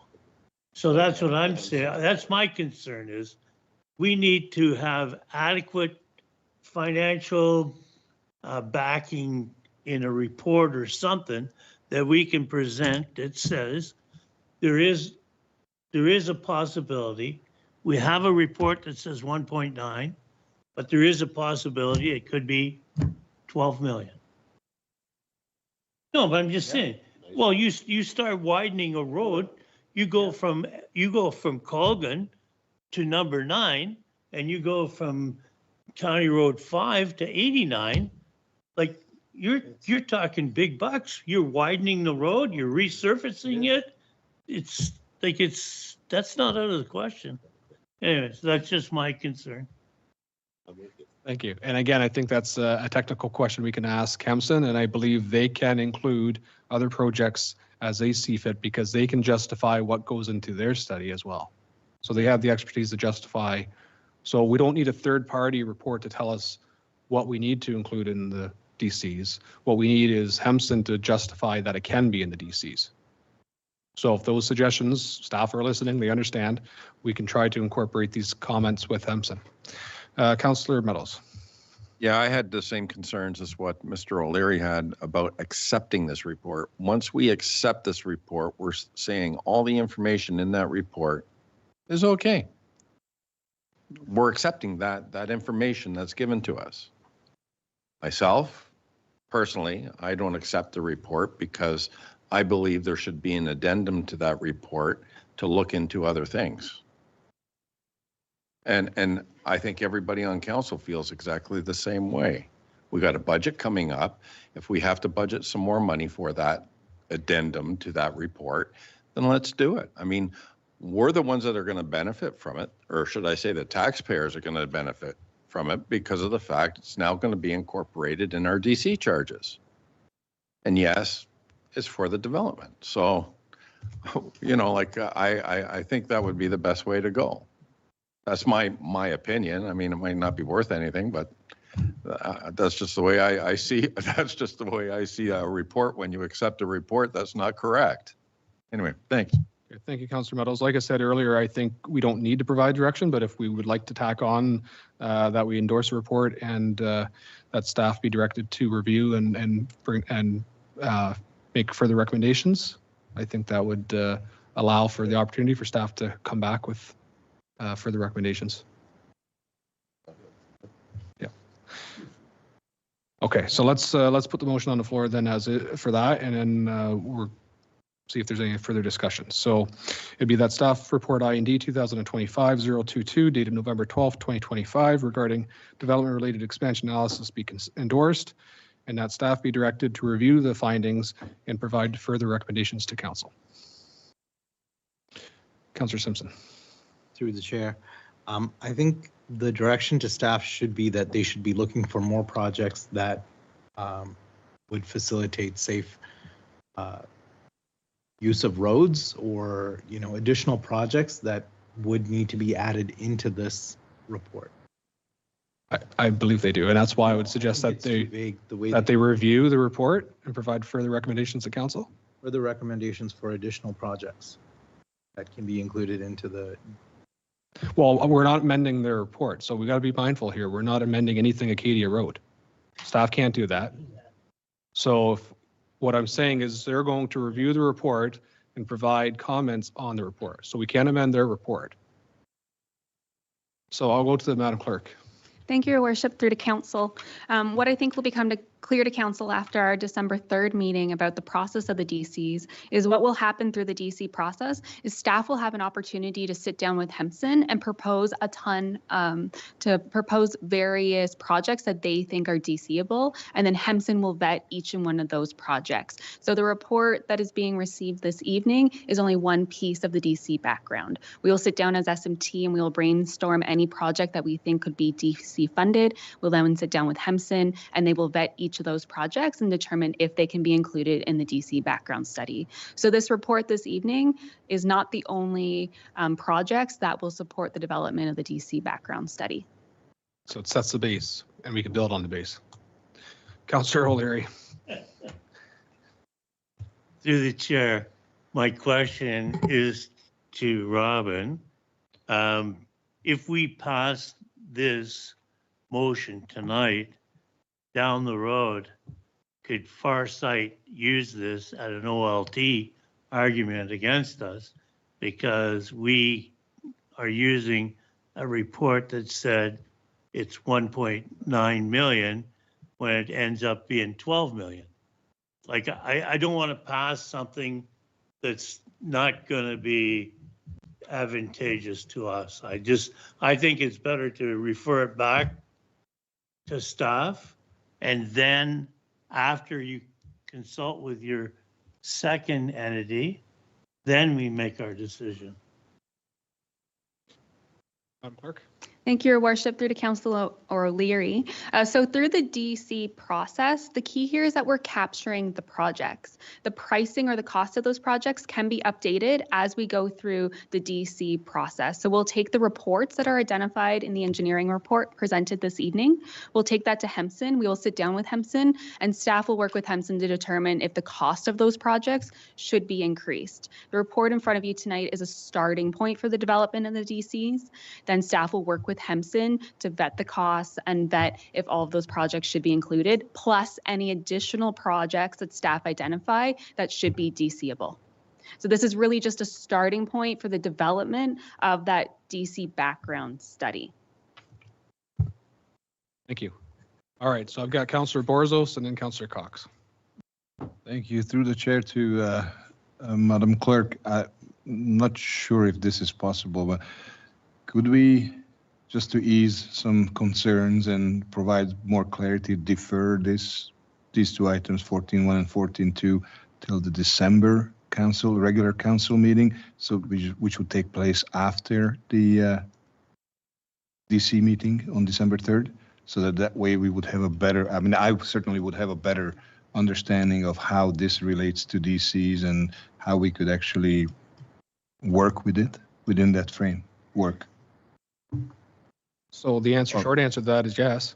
It's a council's will as to what they would like to do with the report. So that's an option to council. We have an option to defer, an option to accept, and an option to amend. I would like to propose a motion to defer this till the December regular council meeting. Thank you. Can I go to Councillor Cox first because he's the last one to speak on the matter? Thank you, Councillor Cox. Thank Oh, you. yeah, through the chair, we spend a lot of time on this matter, but it is a very important matter. And I agree with my fellow councillors here about the way the report is. I do have a concern, though, about we keep kicking cans down the road, and next thing you know, you're going to have a development while you're still trying to figure out your DC fees, right? We got to start somewhere. That's what I'm worried about. You know, we keep pushing things off, go back, keep looking at this, get that. Next thing you know, OLT's already approved what the rate's going to be. So we got to get this ball moving, right? And so less delay is better. I get there's a starting point, but I think there's going to have to be an element of trust between what's given to us and our observations within it, and then the staff's professional opinion and their subject matter expertise to build on it. There has to be some sort of trust there for us to move forward, or else I'm telling you, mark my words, OLT is going to determine the DC fee, and that development's going to start, and we're going to still be talking about the same stuff. Okay, so I'll go back to Councillor Borzos. Would you wish to defer this? I personally would like to recommend that we defer this. I mean, 4 weeks isn't going to make a huge difference in our lives, and I appreciate Councillor Cox's enthusiasm about getting going today, but I think I much rather just give it a little bit of extra weight and get the right amount of information and the right amount in our DCs. Okay, I need a motion from you then, sir. Well, then I would like to propose that we defer the items 14.1 and 14.2 until the next. Okay, we have to do each one's individually. Regular. So 14. Well, then 14.1. 14.1, the item deferred to the next regular council meeting? Regular council meeting in December. December regular council. 2025. All right, and do you have a seconder for that motion? Councillor O'Leary. All right. Madam Clerk, you got that? All right, so on the deferral then to the next council meeting, everybody's okay with the wording of that? Okay, so all those in favor of the, Is there a question on that? you can question the deferral as to which date you would like it to come back, but that's as far as you can question. So, Councillor Simpson? Thank you. Through the chair to Madam Clerk. With regard to any deferral, would that impact on the DC, the process?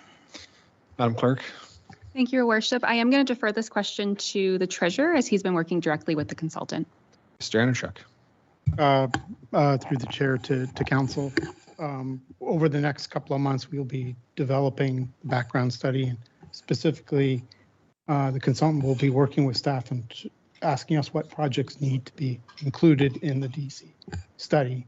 And ultimately, the goal is to have the DC background study and bylaw, I believe, approved in April. So there's still time to make changes, add additional projects, seeking staff's input as to what needs to be included in the background study. So I have a procedural question through to Madam Clerk. If the item was deferred, would we be able to speak to the item at the December 3rd council meeting?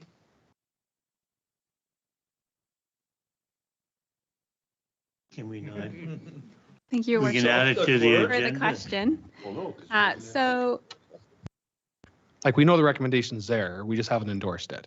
correct. So council would not be able to make any decisions on this report at the December 3rd special council meeting if the report's being deferred to the December regular council meeting. However, council would be able to ask the consultant questions regarding how this report or any other similar engineering report would be interpreted and used to inform the DC background study. Okay, but just not particularly endorsing anything. All right. So there is a motion to defer then, so that's moved by Councillor Borzo, seconded by Councillor O'Leary. And all those in favor? That is carried. 14.2. All right, so we're on to, Suppose we defer. Can we just jump to that? 14. so we're on 14.2.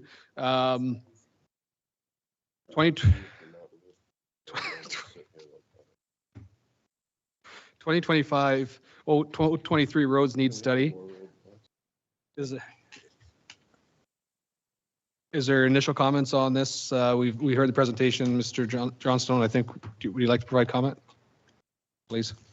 Through the chair, the one comment that I'll make on this one is that My recommendation would be not to defer this because it doesn't bear on the development-related expansion analysis. The roads need study is separate from being in the DC background study, so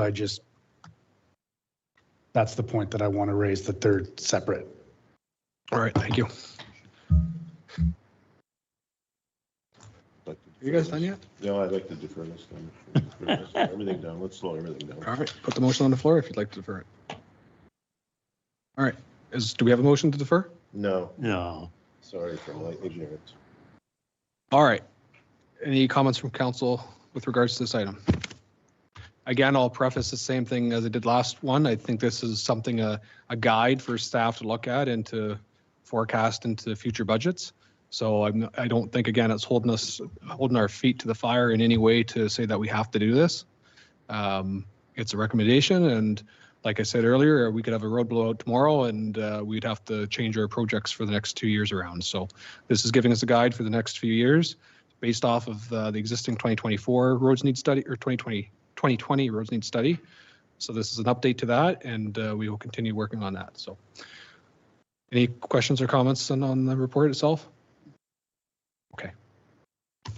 All right, so I have a recommendation that staff report IND 2025-023 dated November 12th, 2025 regarding roads need study be endorsed. Mover, please. Councillor Cox and seconded by Councillor O'Leary. And all those in favor? Sorry again. That's carried.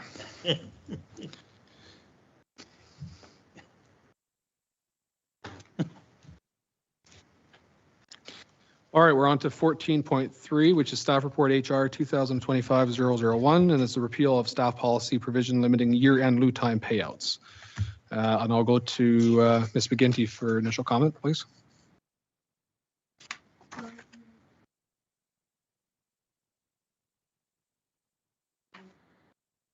Sorry, Chief, can you move the mic over for Ms. McGinty?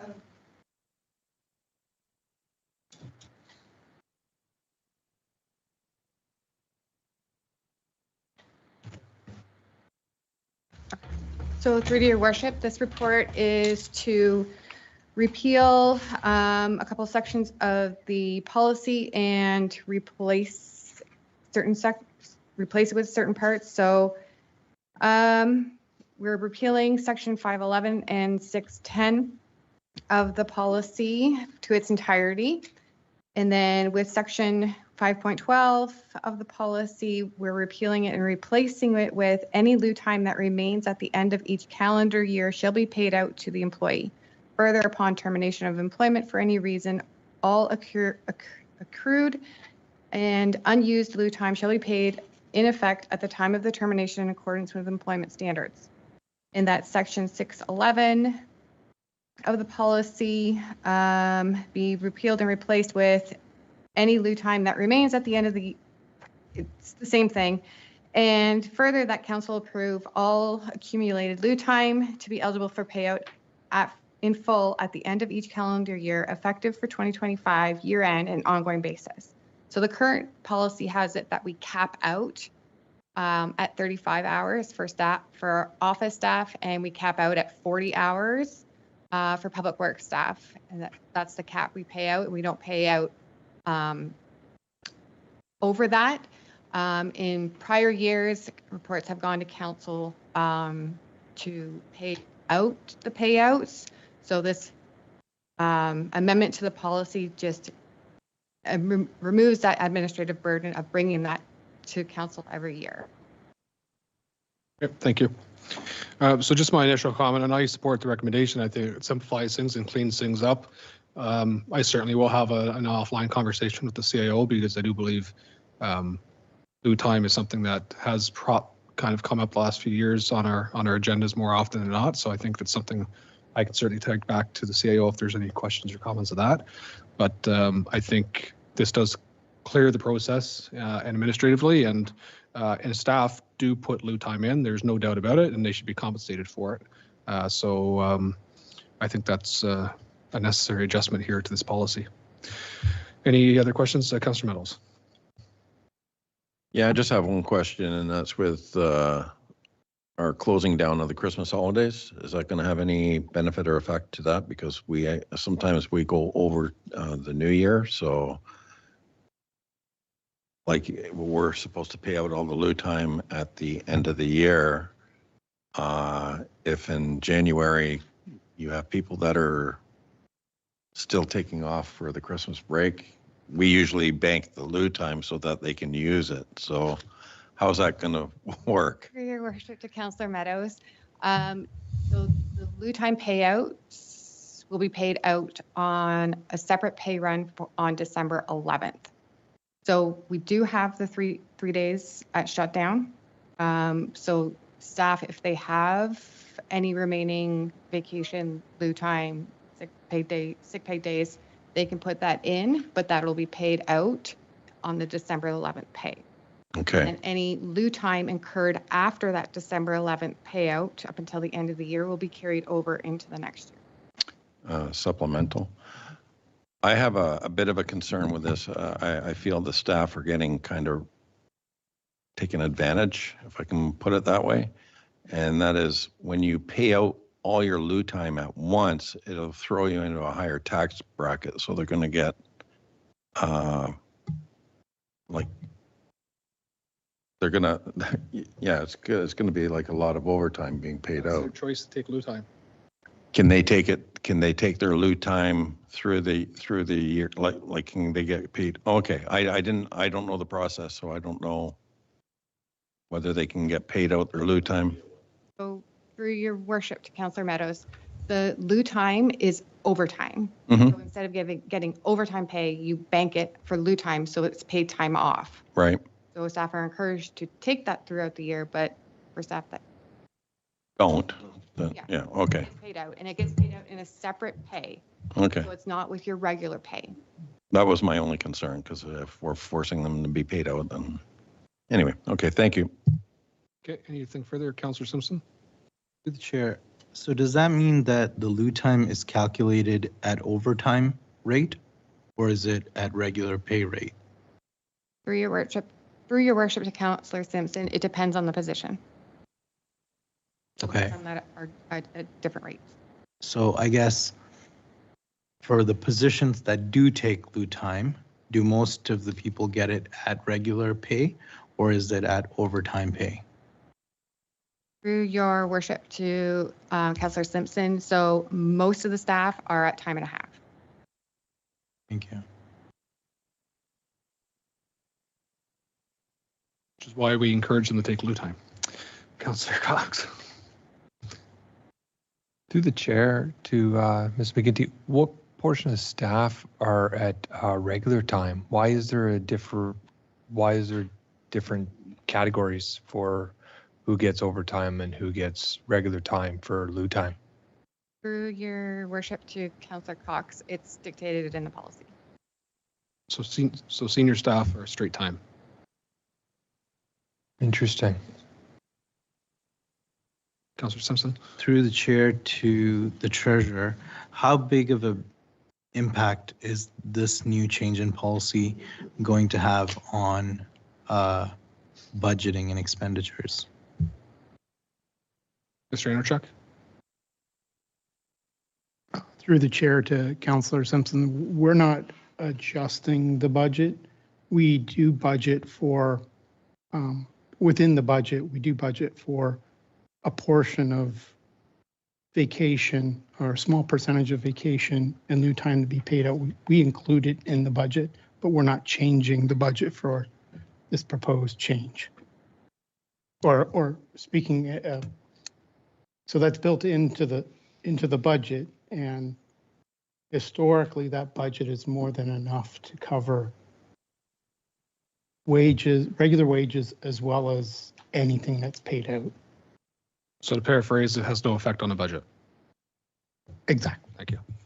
Sorry, as a supplemental, and please don't misunderstand, like, I'm not saying that this shouldn't happen or whatever. I'm just trying to understand the budget implications. Historically, the reason that our budgets for salaries have been able to accommodate these kinds of things is typically because we don't have we budget for many positions that are not filled, right? Which allows that space for us to be able to budget, which gives us additional surpluses, if you will, at the end of the year. If those positions are in fact filled, how much of an increase would be required to accommodate this change? So I'll go to the treasurer, but I believe we actually budget for job rate for positions and not at current rate. So there always is built-in room for budgets with staffing. I'll ask the treasurer to confirm. Yeah, through the chair to Councilor Simpson, we do budget. Overall, we budget all our positions at job rate. So there is a built-in cushion, if you were. So this change will not, this change is not going to cause a tax levy increase. Okay, thank you. Any further questions on this item? All right, seeing none.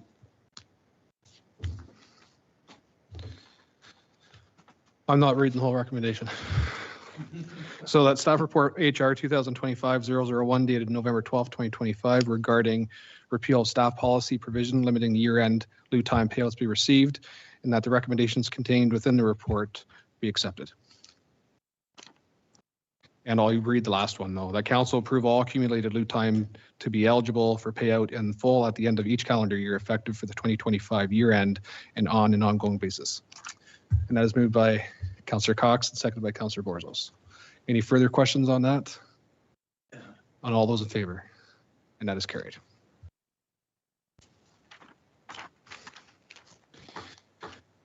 All right, we're on to 14.4, which is staff report CLK 2025-025, which is the Township of Adjala-Tosorontio proposed 2026 council calendar. Madam Clerk. Thank you, Your Worship, through to Council. Each year, the clerk brings forward the next year's council meeting schedule and identifies any changes required to the schedule. This year, staff have identified one scheduling conflict and are requesting one change to the schedule. The change being the February regular council meeting. We are requesting that it be moved to February 18th. That would be 1 week later to accommodate for the renovations that are happening in the council chamber. This will create a 5.5-week period that will allow us for the installation of the technology in this room and then a testing period so that we are ready for the next regular council meeting. We also identified one scheduling conflict. The November regular council meeting is scheduled to be held on Wednesday, November 11th. As the township offices are closed this day and many members of council and staff are attending ceremonies that day, we are requesting that the council meeting be moved to Thursday, November 12th. There should be no impact to the publication of the agenda for the move in November. Thank you. Thank you. Any questions to the clerk on this item? And just acknowledging as well that, with construction, if there are any time delays, we may have to use the public room for a council meeting if the case comes up, but we have the room to do it. So just be mindful that if we do have any construction delays, that's a possibility. All right, no other questions. The recommendation is that the staff report CLK 2025-025 dated November 12, 2025 regarding Township of Adjala-Tosorontio proposed 2026 council calendar be received, and that council acknowledge the rescheduling of the February 2026 regular council meeting to Wednesday, February 18th, 2026 as outlined in attachment 1, and that council acknowledge the rescheduling of the November 2026 regular council meeting to Thursday, November 12th, 2026 as outlined in attachment 1, and that the Township of Adjala-Tosorontio proposed 2026 council calendar attached as attachment 1 be approved. Mover, please. Councillor Meadows, seconded by Councillor Borzos. And all those in favor? And that is carried. All right, so we're back to 13 point, which was pulled from the consent agenda. And I believe Councillor Meadows, you pulled that item. Yes, Your Worship. Yes, I talked to the clerk a bit on this. I found it quite odd that we used to go over this every time during budget season, and this time it came to us in correspondence, and it's quite lengthy. I know there was some fees that changed from Debbie Anderson's department, but the rest of the fees seem to stay the same. The cost of living goes up on almost everything that we touch in this township. And I believe that most of those fees should go up with the cost of living. I was just curious, Mr. Wilmets, with regards to our rental, like all the fees you have for each one of the pieces of equipment we have, what is that related to? Through the Okay, chair. sorry, I'm going to start with Ms. Anderson because that was the first question. Oh, okay, sorry. So I want to just get the comment as to the building and planning, or not building fees, the planning fees particularly. Through you, Your Worship, Councillor Meadows. Staff has looked at streamlining the whole fees and charges. We've created these schedules so it's easier for the residents and the public and even for staff to find the fees. So these schedules can be amended as needed. We did an in-depth dive onto the planning fees, and when we looked at our surrounding townships around us, we found that our rates were considerably lower, so we've adjusted them, brought them up, not to any high end by any means, but to the lower end with surrounding municipalities. These fees are to cover the cost of running the planning department. Development should pay for development. So this is one of the ways of trying to take the burden off the tax levy. And then the bylaw enforcement fees have gone up. We've increased the non-compliance inspection fees. So again, this will help offset costs incurred by bylaw enforcement in trying to provide adequate enforcement for the township. Thank you. And Mr. Wilmotson, on to the equipment. Yeah, it's based on the MTO rates that's published from the MTO. Our rates are a little bit above, a little bit below, but we're right in par with them. That's where it's based from. And those would be used if we were going to do any work for something that we had an order on a piece of property and we had to utilize our equipment, we would bill at that rate. Yeah, or if we have to do work for an insurance claim or whatever. So that gives us a valid rate to charge back to the insurance company. Supplementals. So those are typical rates for the MTO then? Is that what you're telling me? Like it doesn't change over the years? Like well, yeah, they update the rates on a regular basis, but our rates were set prior to, and they were a little bit above the MTO. Oh, okay. So that's why they're the same. That's why they've kind of baseline. Okay. Yeah, it's just that I was looking at the rates and nothing seems to have changed since 2024 and we're going into 2026. So I just thought some of our rates should go up a little higher than what they are. Thank you. I do have a couple I'd like to speak to. The first is just a comment because I understand it, but you know, in my conversations, we do provide services to residents and I sometimes think we do overcharge for a service that we should provide. And for example, certifying a true document. You know, if they want to come to me, I'll do it as a postmaster or the mayor, and I'll do it for free. So I think there's a service that we do provide. And I know it's a minimal $2 increase in the fees and charges, but you know, generally speaking, it takes 15, 20 minutes for a document to be certified. And I think it's something we need to just be cognizant of the fact that we are a service-oriented organization, and sometimes these things should be accounted for. And then the second item I wish to speak to, it was noted in the report, and council's discussed it multiple times, and not to bring back something here for council to discuss, but the agricultural tipping fee. It has been reduced by an entire dollar per meter squared. We've had 3 meetings where we've discussed whether or not agricultural fees should be used for fill at the same rate, at a reduced rate. And so staff have proposed a cut from $2 to $1. And I believe, if not mistaken, we have been between that at $1.25 and $1.50 for others. So I really wanted to make sure that council was aware of this fee that's been changed in here and whether we're comfortable with the $1 per meter squared, or whether or not that should be higher or lower for agricultural use. So maybe that's going to start something, but it's, but what's another, it's like garbage at the county. We're talking about fill in the township. Councillor Meadows. I was going to say 4. The problem I have is the fill that's coming into the agricultural areas is not clean fill. Okay, with the way our new bylaw is set out with the berms around your property, it has created a lot of problems within our township because these guys are getting top dollar for the fill, and we're only getting $1. Like it doesn't make sense to me. I mean, you want to ruin your farm, that's totally up to you, bringing in this fill, but you know, like, why should the township not charge you the full pop for the fill that you're bringing in that's no good? So either change the fill bylaw, and I'll back with the clean fill coming into the farms, which is supposed to be. It's supposed to be OMAFRA qualified soils that are coming in, which are not. And I would be happy with that, but until then, I think we should have left it the way it was. Okay, thank you. And again, I know in the bylaw it says table 1 certified fill for agricultural use, and agricultural berm would be certified clean fill, so there's a bit of a difference. We don't charge for the berming of agricultural lands. I don't know, I wanted to bring that up because I don't want this to come up in another meeting where we have a resident sitting here asking for a reduction, and which still may happen. Granted, they have an option to request any exemption to a fee.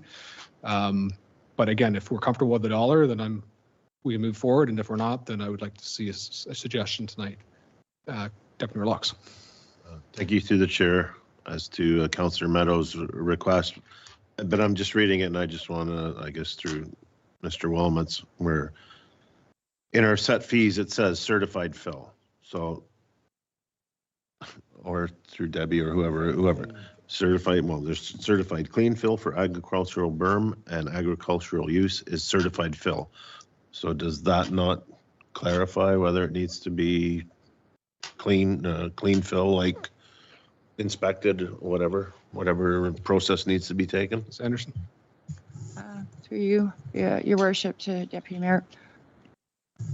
Staff have been enforcing the soil classification. So in the event that somebody has been found bringing in fill without the permits, without the approvals, any fill that is brought in, we are requiring and mandating testing or full removal of that fill.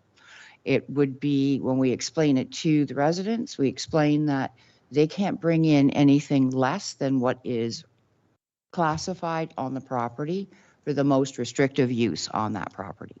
So if it's agricultural A1, that's all they can bring in. And staff are doing their best to enforce this. Either they remove the fill, but any fill brought in through a fill permit has to be tested, and all tickets are submitted to the township. Okay, thank you. I'm okay with the $1 then, as long as we follow our bylaw or support it as best as possible. I understand what you're saying, but. Okay. Councillor Simpson. Through the chair, I remember our late discussions where we were debating this. I think there's a hole.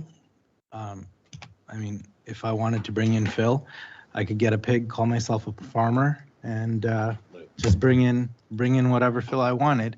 And if it's certified clean, there's no charge. That said, I think if we're going to enforce the rules, and if council's okay with a $1 charge per cubic meter, I'm satisfied with it. I think the problem that we had was that we didn't have a set amount, and we were in a position where we were changing the rules for certain people. The rules were not uniform for everybody. As long as it's uniform for everybody, I'm perfectly happy that agricultural use gets it at a certain rate, and I am satisfied with that. So. Thank you. And that's fine. We can leave it at $1. Again, anyone can come and ask for a different fee. So if they want to come and ask for 50 cents and council wants to entertain that, then we can certainly do that. So again, it's not handcuffing it. Well, they're going to still come and we're going to still sit here and debate whether it should be 75 cents, 50 cents or 79 cents. So, all right. Any other questions on the fees and charges particularly? Okay, seeing none, the recommendation is that staff report bylaw 2025-007 dated November 12th, 2025 regarding 2026 fees and charges bylaw be received. Mover, please. Councillor Cox, and a seconder, please. I'll second that. And any further questions or comments? And all those in favor? And that is carried. All right, so that is everything on staff reports. There are no items of correspondence. And then we're on to bylaws. So 16.1 is bylaw 2025-054 with regards to the water rates.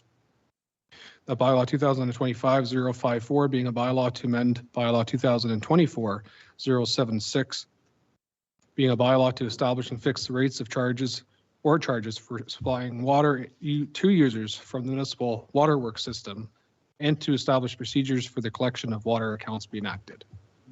Mover, please. Deputy Mayor Locks, Councillor Cox.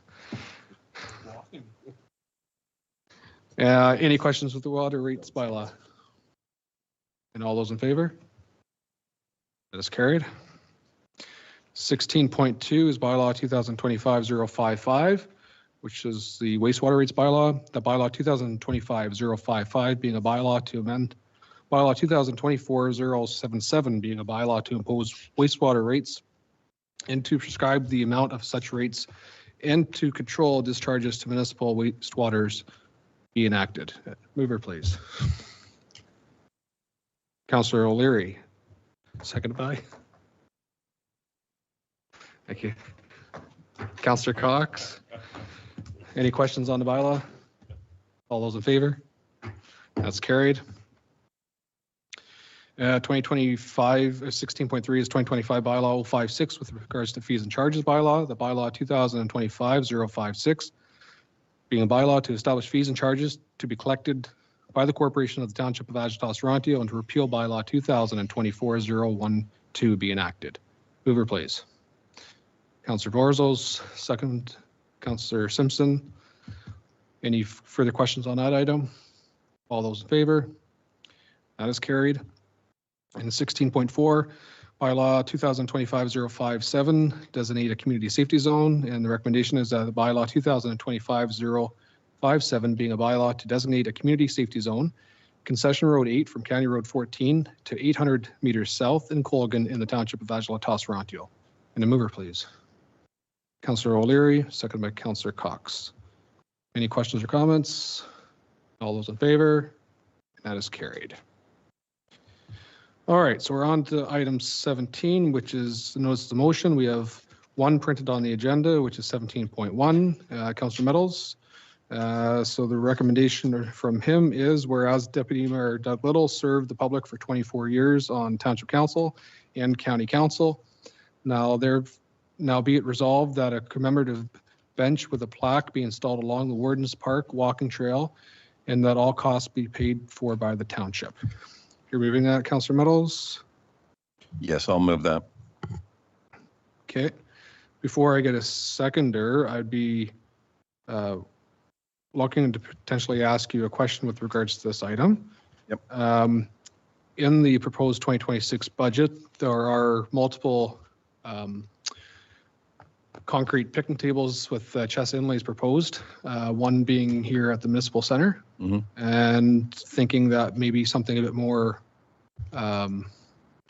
robust, larger of a bench, picnic table, chest inlay table might be a better fit. Yeah, I just think for Mr. Little put in a lot of time into this township, and I'm kind of shocked nobody else brought this forward to put a commemorative plate on something here in the township for him in remembrance for all that he's done for the township. I think it's long overdue, and I don't mind whatever it is. Okay. Sounds good. So I don't think we need to change motion. It's pretty well the same thing, and I'll second that motion as well. So any further questions or comments with regards to that motion? Councillor O'Leary.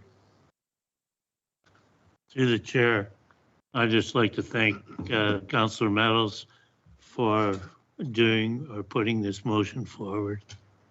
It's a good thing to recognize your fellow councillors, and I think it'd be certainly appreciated by the family. Thank you. Any further comments? Seeing none, all in favor? And that is carried. Unfortunately, we don't. So I've got 2 items on new business. All right, so the first I wanted to bring forward is the Hospital Foundation is holding the Energy Experience, and that is on November 20th. This is being held in Woodbridge as an event center because of the capacity and for other arrangements. And there is a sponsorship of 5,000. And the recommendation would be to pull that from the Hospital Contribution Reserve Fund that we currently have and utilize the 5,000 for this event on the 20th. So it is a table for 10 individuals. We would be featured in their video loop at the event, and we'd be mentioned as well on the foundation website, as well as recognition in the 2025-2026 annual report from the Hospital Foundation. So I know they are inching closer and closer to their goal, and I think our assistance on this would be appreciated by both the foundation and the members of our community. So that is what I'm proposing. So I have that moved by Deputy Mayor Locks that we sponsor the Neon Lights sponsorship of $5,000 to the Stephens Memorial Foundation for their Energy Experience event. Okay, and that's seconded by Councillor Cox. Any questions on that? And all those in favor? And that is carried. And then the second item is with regards to the OPP, which I just received the email today. So that's again why it's a time-sensitive matter. The OPP, like last year, are planning on doing a couple training sessions here at the public room. And they were requesting Thursday, November 27th and Tuesday, December 2nd for these events. And they would like us to waive the user fee for that day. Are they going to reduce our fees? They don't waive the 1.8 million they I'll charge give them us. your license plate. So, maybe they will reduce our rates one day. Anyways, that's the suggestion, and I think Madam Clerk might have some wording drafted for that one because I didn't have a chance, but if you have something prepared. Yes, through your worship, through to council, that the public room rental fees be waived for the Nottawasaga OPP use on November 27th and December 2nd, 2025, and that the rental application form be completed and proof of insurance be provided to the township prior to the event. Thank you. Any questions on that proposed resolution? Okay, so I move her, please. I have Councillor Simpson, seconded by Councillor O'Leary. And all those in favor? And that is carried. And just since we're over 1 minute, I will go to the confirmation bylaw. That bylaw 2025-058 confirmation bylaw for November 12th, 2025 regular council meeting. And it's the bylaw 2025-058 being a bylaw to confirm the proceedings of the council of the Township of Adjala-Tosorontio at its regular council meeting held on November 12th, 2025. And a mover, please. Councillor Cox and Councillor Borsos. Any questions with the confirmation bylaw? Seeing none, all those in favor? And that is carried. And we are adjourned at 10:02 p.m.